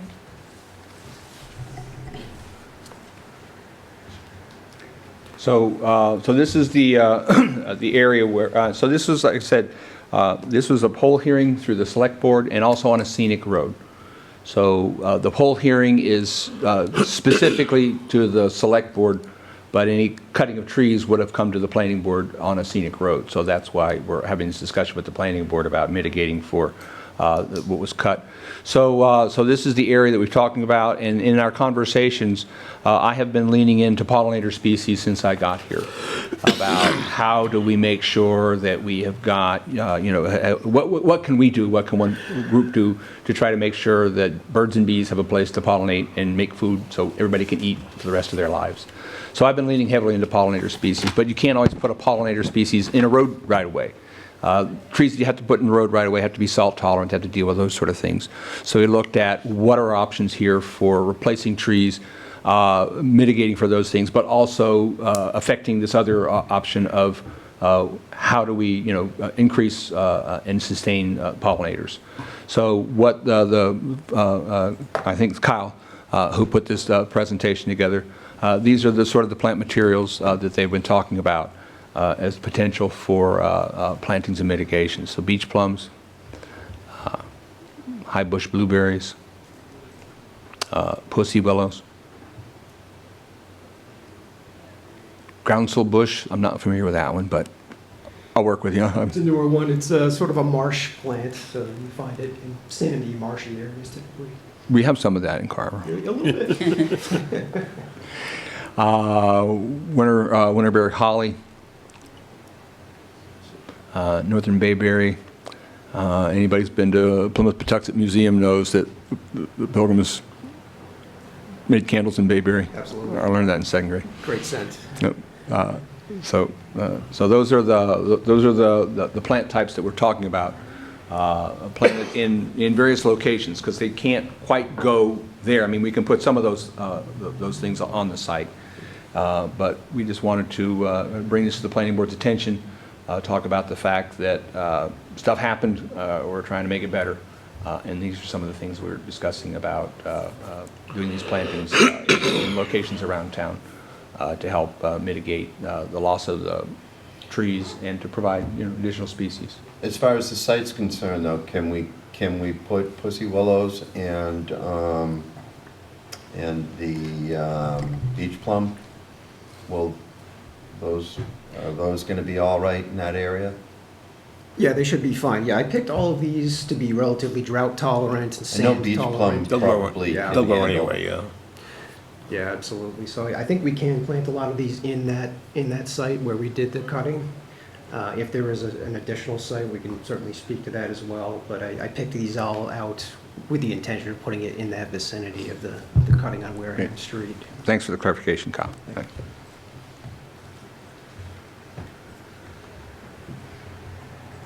No, I like that you're righting a wrong. It's just, how do the other members of the board feel about I'm fine with it. willing to be, to use all of the varieties, or are you looking for us to tell you which ones we want? I took as many as I could off of the pollinator list that Mr. Bob provided, so that's a nice list. The first three are on that list, and these are all good pollinators and native species. I should probably note that as well. Native to Mass, good for pollinators, good for animals in some cases. So we could mix in a few of each at the site. I give it a variety was kind of my plan. Be nice to have some, personally, beach plum, pussy willow, the winterberry, holly. But, We can get some beach plum. I mean, we're jam kind on of the shopping here, guys, so help me out. What else did you You're like? the tree person. I know, but. I'll you never know, complain this is about the board. blueberry bushes. Blueberry bushes, Yeah, absolutely. other than that, I think they put up a fine selection, and I don't have any issues with any of them. They're all local. Mr. Chairman, can we get some beach plum jam out of this deal? That's right, That's that's right. a lot of work for very little output, but it's good stuff. Yeah, make your jam with beach plums that are further away from the roadway is what I'd recommend. Mine are pretty far away, so. Yeah. No, that sounds really good. I mean, I would love to see as many berries, as many beach plums. The hollies for color would be great. Perfect. Yeah, these are all recent pictures. I just went down to Sylvan's Nursery. We do some business with them, and they have these all in stock, so I made sure we could get them. So everything on That's my- Sylvan at Westport? They are in Westport, yeah. Yeah, I know they have good stock. Mr. Chair, I would almost suggest staying away from the ones that have berries on them, because we have so many deer in the area that if you start planting these things, they're going to be on the side of the road eating them. So if we could try to avoid that, that would be good. Well, that would, then we would lose the holly and we lose the blueberry. Yeah, but I would like to save the deer. Yes, Yeah. I understand. So if we have something else to put in its place, that would be great. Well, I'm glad that you spoke up. Yeah.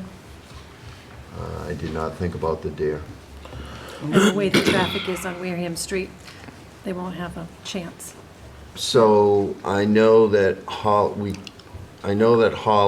we can have holly without berries, right?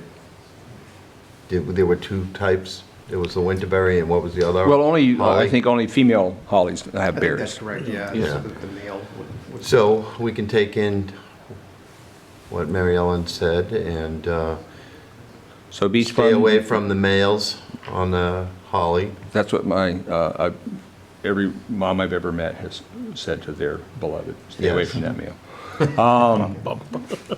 So no berries, no high bushes, no blueberry bushes, no holly, or no No berry No form berry. holly. hollies. That groundsel bush would be a good one then for the site. It does not get an edible berry, so, All right. The groundsel bush is the newer one. right.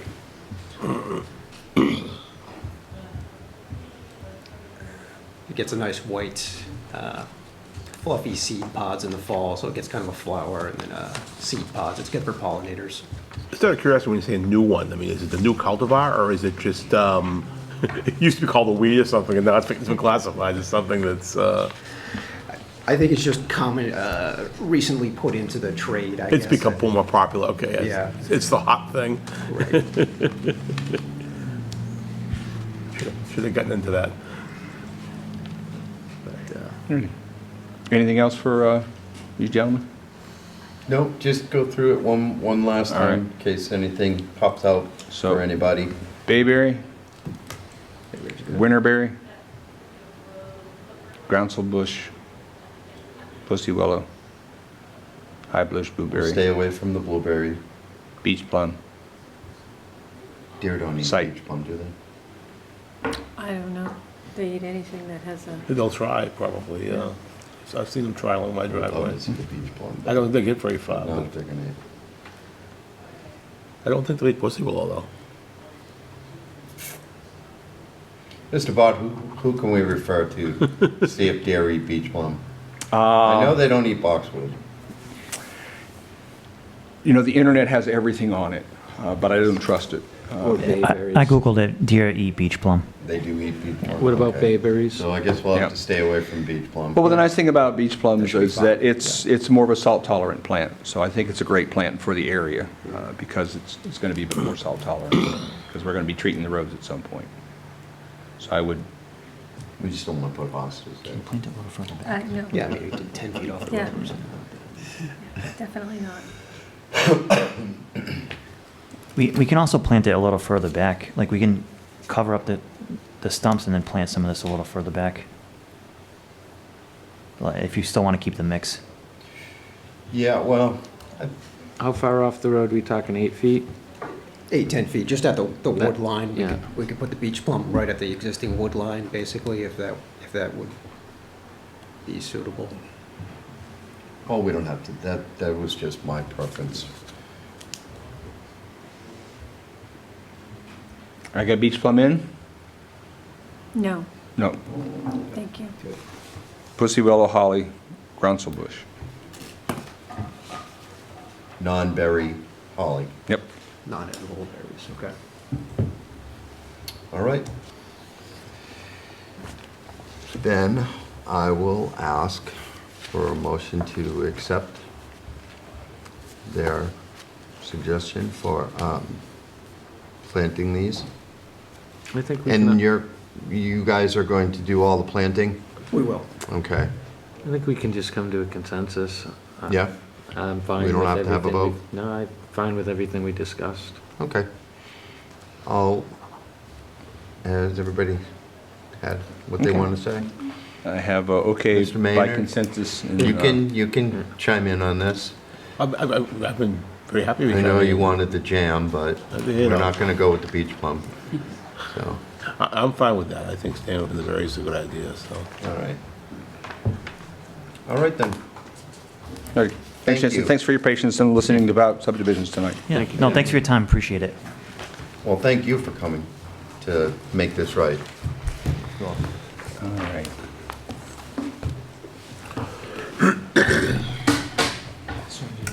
I think we're good. I think we're good, Amy. Thanks for coming. All right, great. Let me see if Steve Katowski is still out in the hallway. Thank you, Mr. Mr. Glines, thank you so much. you. Really Always a appreciate pleasure. your work on this. We'll see everyone on the 13th. So.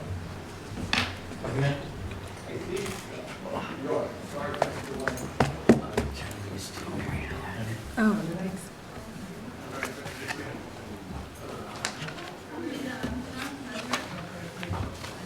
Thank you for chiming in. I wouldn't have thought of that. Wouldn't have thought of it either, nope. It's crazy how much, the deer just kind And it would have of. come around that corner, there'd be a line of I deer. mean, they were in It's happened my before. backyard Yeah. today, Yeah.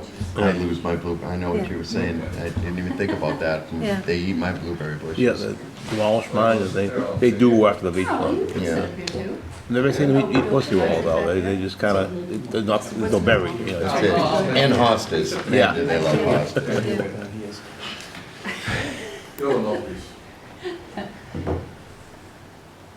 Hi, everybody. Good evening.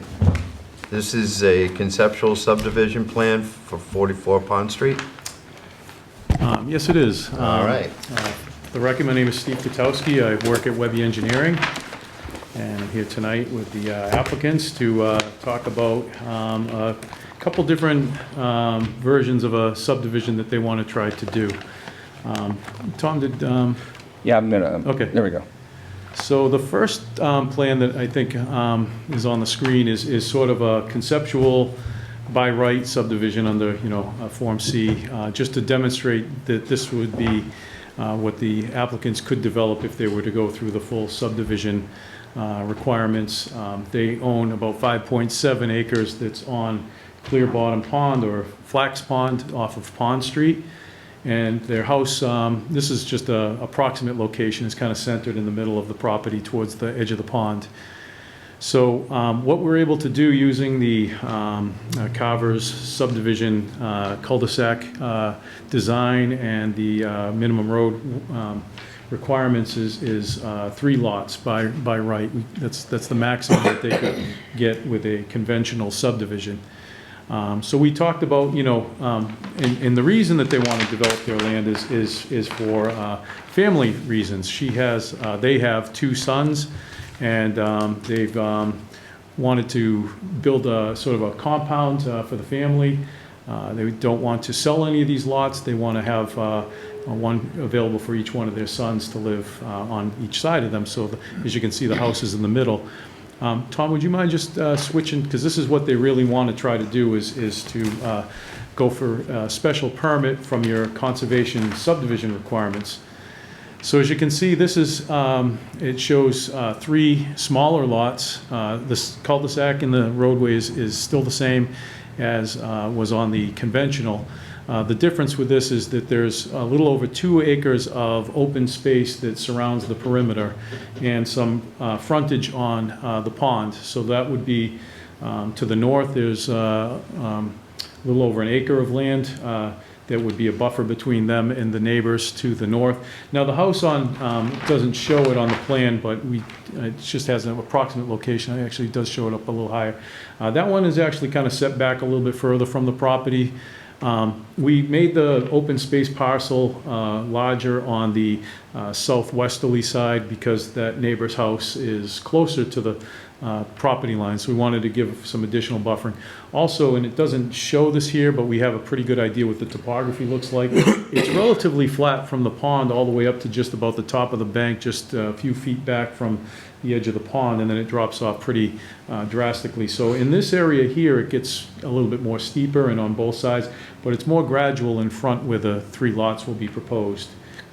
So obviously there's a cost involved with developing land, and that's what, is kind of the reason we were here tonight, is to see if the planning board would give us maybe a little bit of direction on if we were to go with this conservation subdivision, if there would be some waivers that you would consider. And I just wanted to kind of go over a few of the things that we wanted to see if you would be interested in considering. Would be things like waiving the pavement width down to maybe 20 feet. Again, these are all to try to save them some money so that, it helps them with their sons being able to afford to build on these lots. Maybe try to eliminate a sidewalk because there's only 3 lots. We don't expect a lot of pedestrian traffic within the cul-de-sac. Mostly the cul-de-sac roadway will be developed for emergency vehicles because the houses will be, quite a ways back from the the roadway. So we feel that, we definitely have to have a paved roadway and a way for, the fire trucks to be able to, to get in and get out of the road, safely. We'd like to see if the planning board would be interested if we came up with a low-impact design where we could eliminate some of the curbing, and just do like a country trench along the edge. The length of the roadway is less than 200 feet from Pond Street to the apex of the cul-de-sac. So the furthest point back would be less than 200 feet back from Pond Street. So again, it's a very small roadway, not that much pavement. We'd like to, again, see if we can do some kind of a low impact. Eliminating the curbing would save them some money, and to try to incorporate everything within the roadway itself.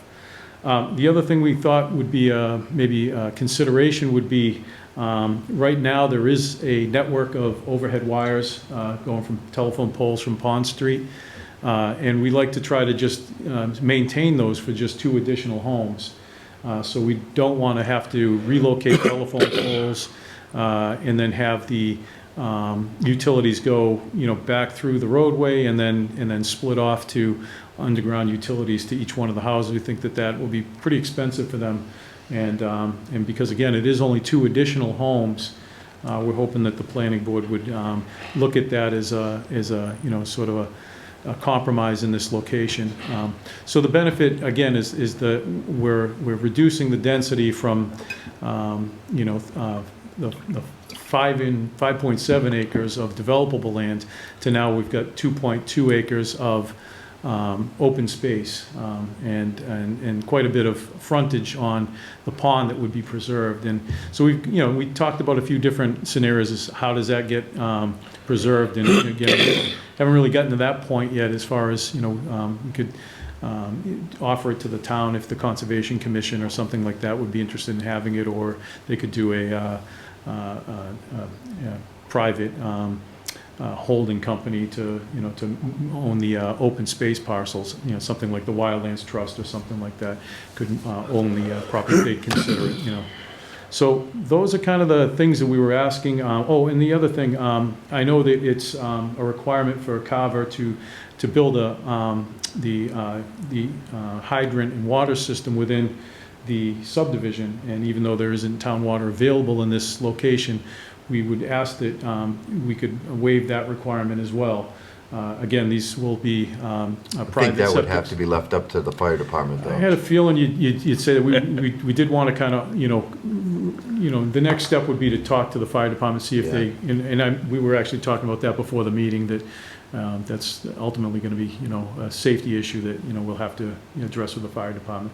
But if they were all okay with it, hopefully maybe the planning board would also be okay with it, and that would save them a considerable amount of money on development. So what we're kind of looking at is a paved road, 20-foot wide, for 2 additional homes. Again, that would be the fire department would have to tell us the minimum. Yep. So that they can get their vehicles in there. Yep. They have to do that. Is it 20? The fire department's requirements for access are 12-foot wide all-weather surface with 2 foot available on each side and 16 feet overhead. That's typically for one-way traffic. So once again, we would ask the fire department for their way in on that. Kind of planning on doing that next is to get their feedback too, but we met with Tom, and then he put us on the schedule to come see you folks and try to see, if we could get some input with you too, before we get to the fire department. But we did kind of expect that would be the next step, is to try to work out some of the safety issues.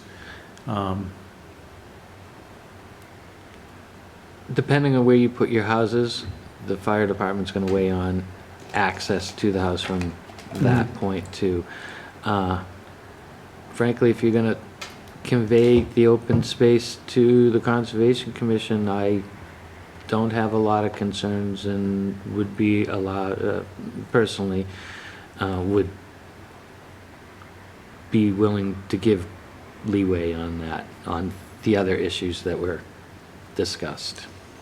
So you'd be open to some of the waivers that we were looking to? I would be open to some of the waivers myself personally, Yep. if the open space was conveyed to the Conservation Commission and, you know, under conservation restrictions. So Okay. that, because as I'm looking at it now, as long as the safety issues and access issues are met and approved by the fire department, I would much rather see a smaller lot like that with the space guaranteed to be left For the deer. in its That live naturals. there now. Yeah, see, I know it's a very wooded area right now. Yeah, There's the it's one very house on pretty. it, isn't it? Yeah, Yeah. yeah. Is that one house staying, or is that gonna be? It's staying. Yeah, Okay. right now, it has my son living in the third floors. I'm not above. I would like to do this for my two sons. Yeah. Yeah, and I could see, you know, eliminating the sidewalk if Yeah. they're family, you know. And you're absolutely not doing this to sell it, you're doing this for your family. Well, we're both 70. He's retiring in September, so it would be nice to have family close by. Not that I'm going to become not able to walk, but let's face it, as we get older, we're not getting better. Yeah, no, I love the whole idea of compounding it for a family. Yeah, I and think that's great. we have a daughter as well, so now it's kind of like, okay. There's 3 lots. Yeah, well, where do we live? Well, eventually. And there's ADUs. Eventually it won't be a problem. Eventually, yes, that's correct.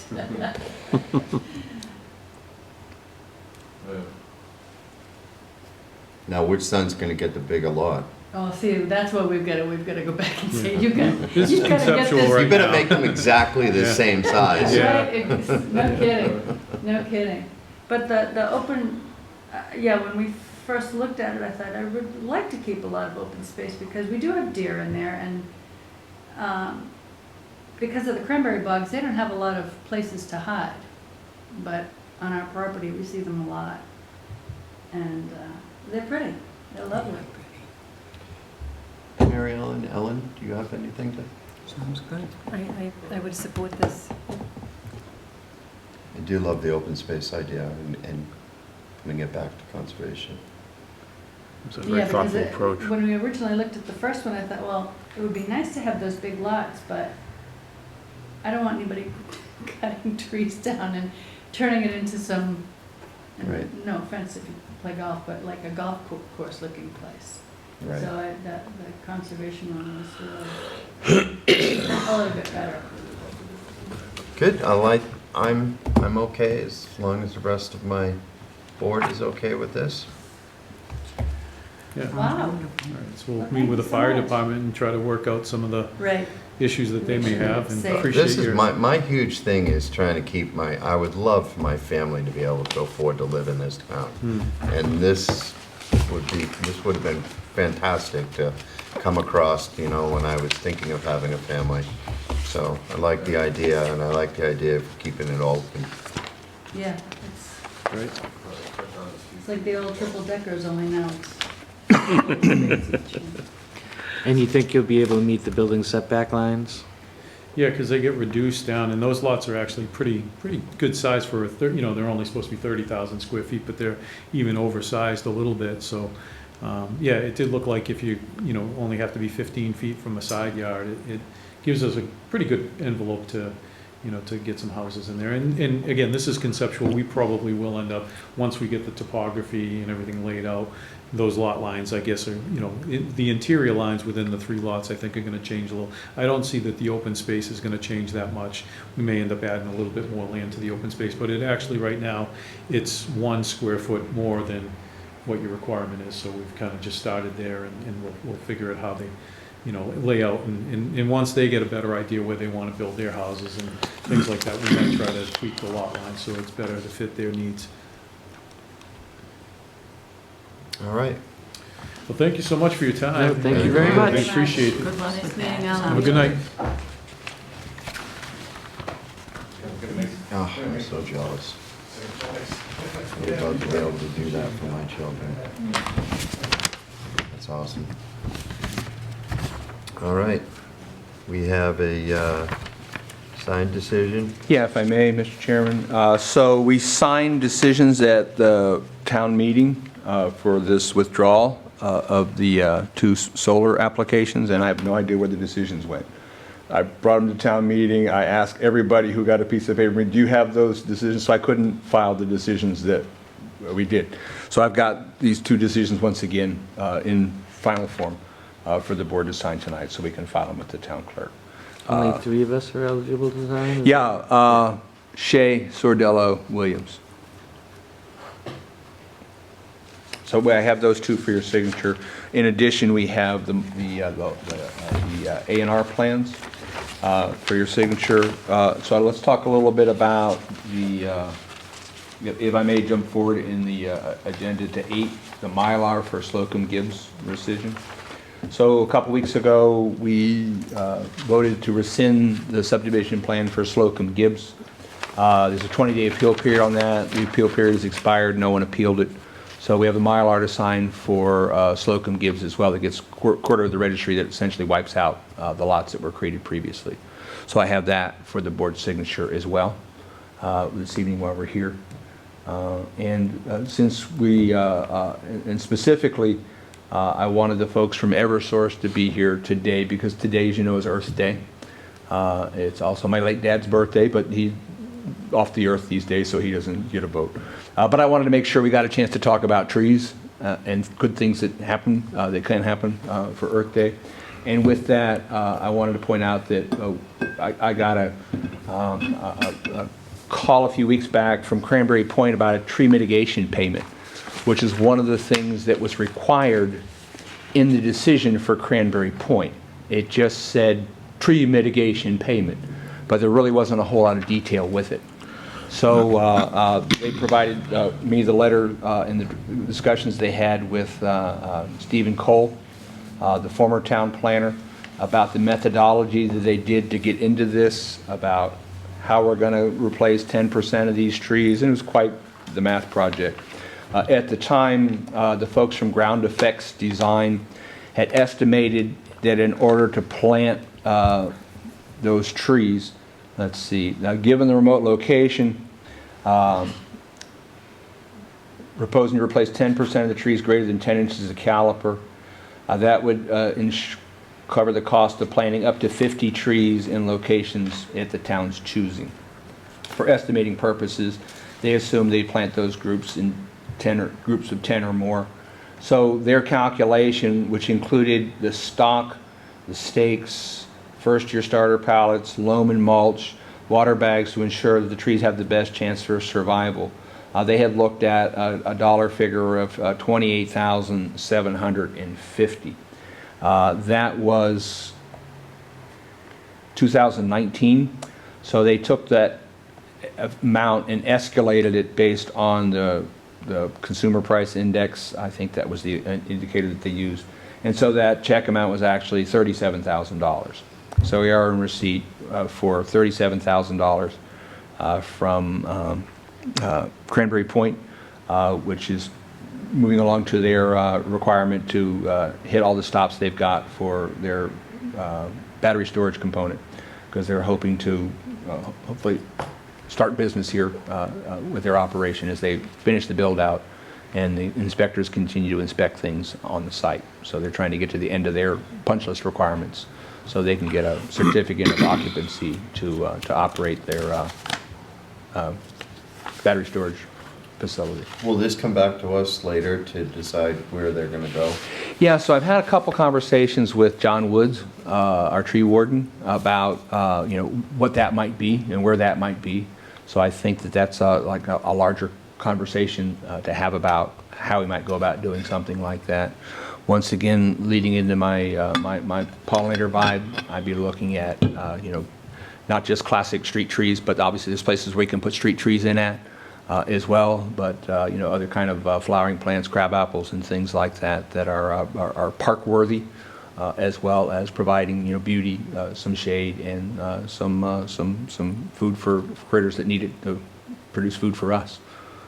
So we don't have a goal, we don't have anything planned for where or when, but we just want to acknowledge that they've done their part in getting to their end goal.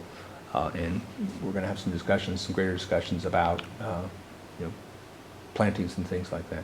Okay, thank you. The last thing that I have is a request from Sarah Stearns for a site visit for the Fosdick Road Solar. They would like to schedule a site walk with the board in the next couple of weeks and would like to know a couple of times and dates that might work for the board. Fosdick Road, so? Fosdick Road. Where in Fosdick? Well, the interesting thing about Fosdick Road is at 96 Purchase Street, because these lots are so big. One is on Fosdick and one is on Purchase Street. Okay. But it's been called Fosdick Road Solar, but it has a 96 Purchase Street address for reasons that I do not know, but that's what the applicants applied for. All right. So if the That board seems wants to be in the consider... area that Steve Ward. We went to Steve Ward's went to property to look look at- at floating solar Right. as an example of floating solar, just sort of that pilot project. But this is not that project. All right. A site walk for an unknown location? Well, they filed the application. We voted to let them withdraw their application without prejudice. So we actually already heard from them, I think, on this. So we'll... You tell me when you're available, and I'll tell you where you're going to wind up at. But it's likely the 96 Purchase Street address. Okay. And this has to be before our next meeting on May? Well, they were hoping to do that, but prior to May 13th. Okay. What is everybody's best available times? Mornings. Mornings are good for me. Mr. Maynard and Ms. Williams are the busiest of us all, I think. Right.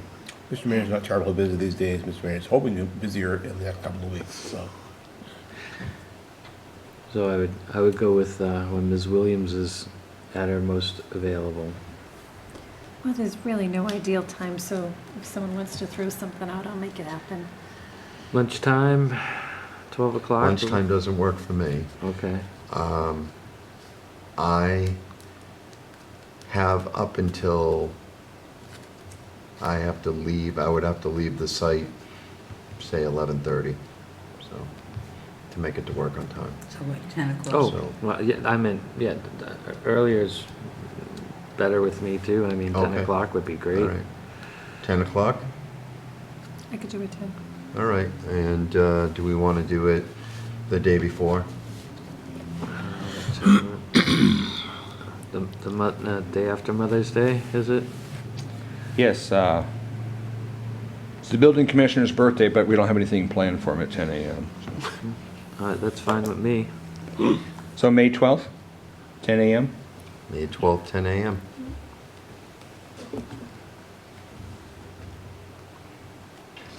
I will let Ms. Stearns know. And we have minutes.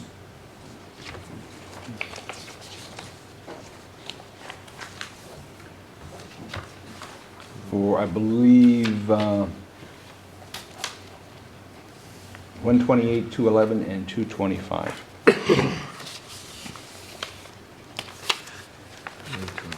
And as we have been doing previously, we've been emailing minutes to people, so we don't have to print multiple copies of them. But I do have a couple hard copies if someone needs to refer to something that may or may not have been in the minutes.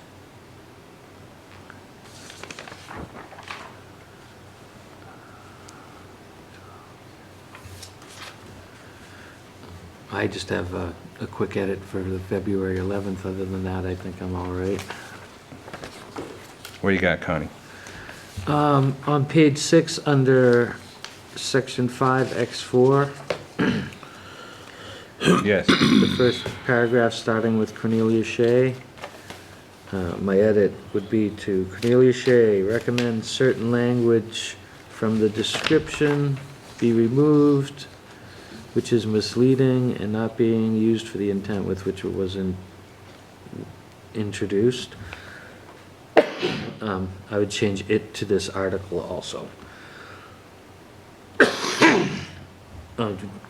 I made a copy if you'd like it, or I could read it again. The copy would be great. I'll provide that to you in a moment. All right. See Connie's edits. Is it, I think, is it across the street from Steve's property? Okay. I thought that was- Excuse me. It is, Oh, okay, because it's right here. okay. Yep. Anything else on February 11th? No, that was my only concern.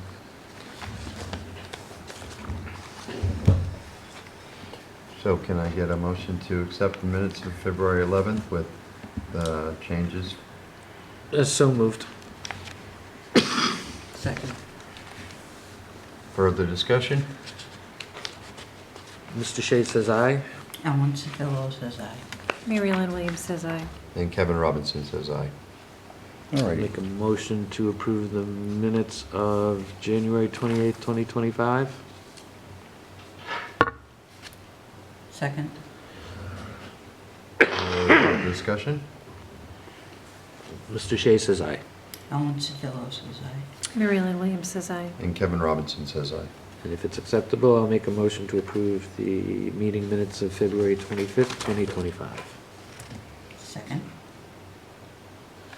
Further discussion? Mr. Shea says aye. Ellen Sodillo says aye. I did not attend. Okay. And Kevin Robinson says aye. I'm still reading the 25th here. Chairman Shea? What section is this in the 25th? Public hearing for Renewable Energy Development Partners LLC. Special permit. It's the second paragraph. So apparently Mr. Shea was elevated to chairman temporarily. Oh, Which minutes are you talking about? The 225. It's actually the same one we're talking about the site visit for, 96 Bridger Street, Fosdick, public hearing. But apparently he was demoted very shortly thereafter because Mr. Easy come. Chairman Robinson seems to have regained his chair, so. All right, so it is a reference to Chairman Shea in 225. Okay. it escaped me, but I'm pretty sure it should have been Chairman Robinson or Mr. Shea. They've been approved, that's okay with the motion in a second, we'll fix them. Good catch, Mr. Maynard. Hey, someone's just gotta do something. Especially on that little tiny phone. Earn my keep. In doing genealogy, I've run across selectmen's meetings from the 1600s that my English ancestors were in Dedham, and then up in the 1700s in New Hampshire. And some of them, you're like, okay, wait a minute, how did this guy get from being a member of this to all of a sudden in charge of that? And like, if it was a correction, nobody got it. It's been sitting there 20 years and fading out. And All right, a motion for adjournment. Town meeting is this Saturday. Oh, thank you. Collection. I think you can pick up absentee ballots till Friday, but it's probably best to check with the town clerk in regards to that, because it might have been last Friday, so I'm not entirely Okay. certain. And I want to thank Mr. Maynard for stepping up and running for a seat on the planning board. We'll see what happens. Let the voters decide. Yeah, our last member moved on to bigger and better things.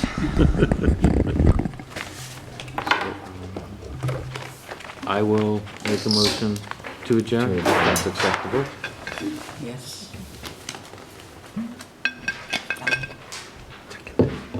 Second. Further discussion?